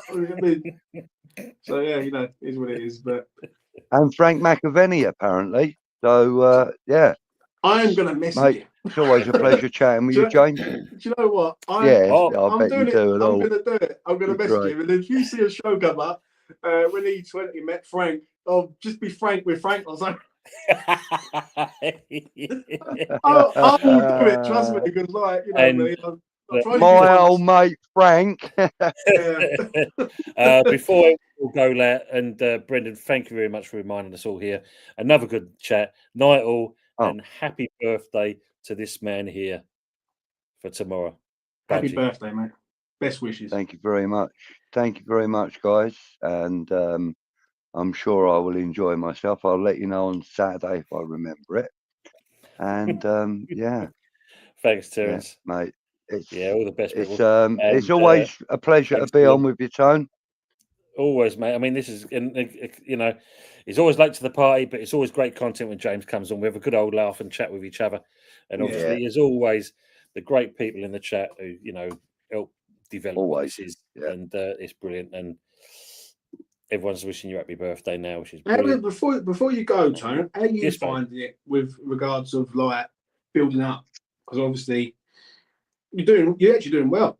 Well, you're actually doing really well for a point. Do you know what I mean? Because I'm an hour about it before, weren't you? I was, mate. It was a little bit skeptical at one point. It got a little bit, is it kind of worth it kind of thing? But because at the time I wasn't really doing much West Ham content. It was more, I was doing all sorts of stuff. And then, of course, I was realising, you know what? Why not talk about my club and interact with people? And yeah, love it, mate. I mean, it's the one show that I'm going to be honest, I do rate it, and I think it's a really good idea. It's the Sunday night takeaway one, mate. But to be honest, I love it. I'm looking at it. I love it. Because what I like is you get different fans on and different points of view from different things. It's great. And when you had the and they're a good bunch of people as well, James. Oh yeah, listen. There's very little needle or anything like that in the chat. It always But- adds a good atmosphere in the chat, which I like, remember the you know. show we done. I think it was before Christmas. I think it was a Christmas one. We had all the Arsenal fans on, and they were saying about Declan Rice, and there was me and you in there, and I was like, oh. I do like that because you know what I mean. You like, but it's good. It's a good. It's a good thing to do because obviously, it helps you out, mate, and it gets you up there. Do you know what I mean? Yeah, You'd be at that 1,000 before too long, Tom. Don't worry about that. Thank you, mate. Thank Yeah, you. he will. He will. Appreciate that. You know, I mean, the main thing is, as you said, it's the reason why I did the Sunday night takeaway because one, I could see that no one was doing anything on a Sunday night, and it was about, as you said, talking about the weekend of football. We covered a few other bits and pieces and weird and wonderful facts, and it kind of changed onto it. And from that point onwards, it developed really nicely into itself. I mean, obviously, like tomorrow night, me, Anthony, and Fuzzy are going to do the good, the bad, and the ugly because obviously Anthony wanting to watch his team in the North London derby kind of thing. So we're doing our show tomorrow night, and of course, then we're back in. They're all fans of Arteta now. Flip flop merchants. Jose, thanks for saying that. He goes, nice one for sticking it with it, Tony. Will with our chat, it will continue to pay dividends. Only do it if you enjoy it, never force it. And Jose, I know you was in the same position as me as well, mate, and I'm glad you stuck with it as well. And it's great. I mean, for me, what was even better is I've actually met him. I've met Jose, you know, just by chance. I'm at this kind of event, and I looked over and I thought to myself, is it him? And I thought, no. And I looked again, and I thought, yeah, it's him. I walked over and that, and the pair of us, he looked at me first of all, because I just walked up and said, how you doing? This at the other, introduced myself, and he kind of like, he's looking first of all, and it, fucking hell, then we interact from there. It was brilliant.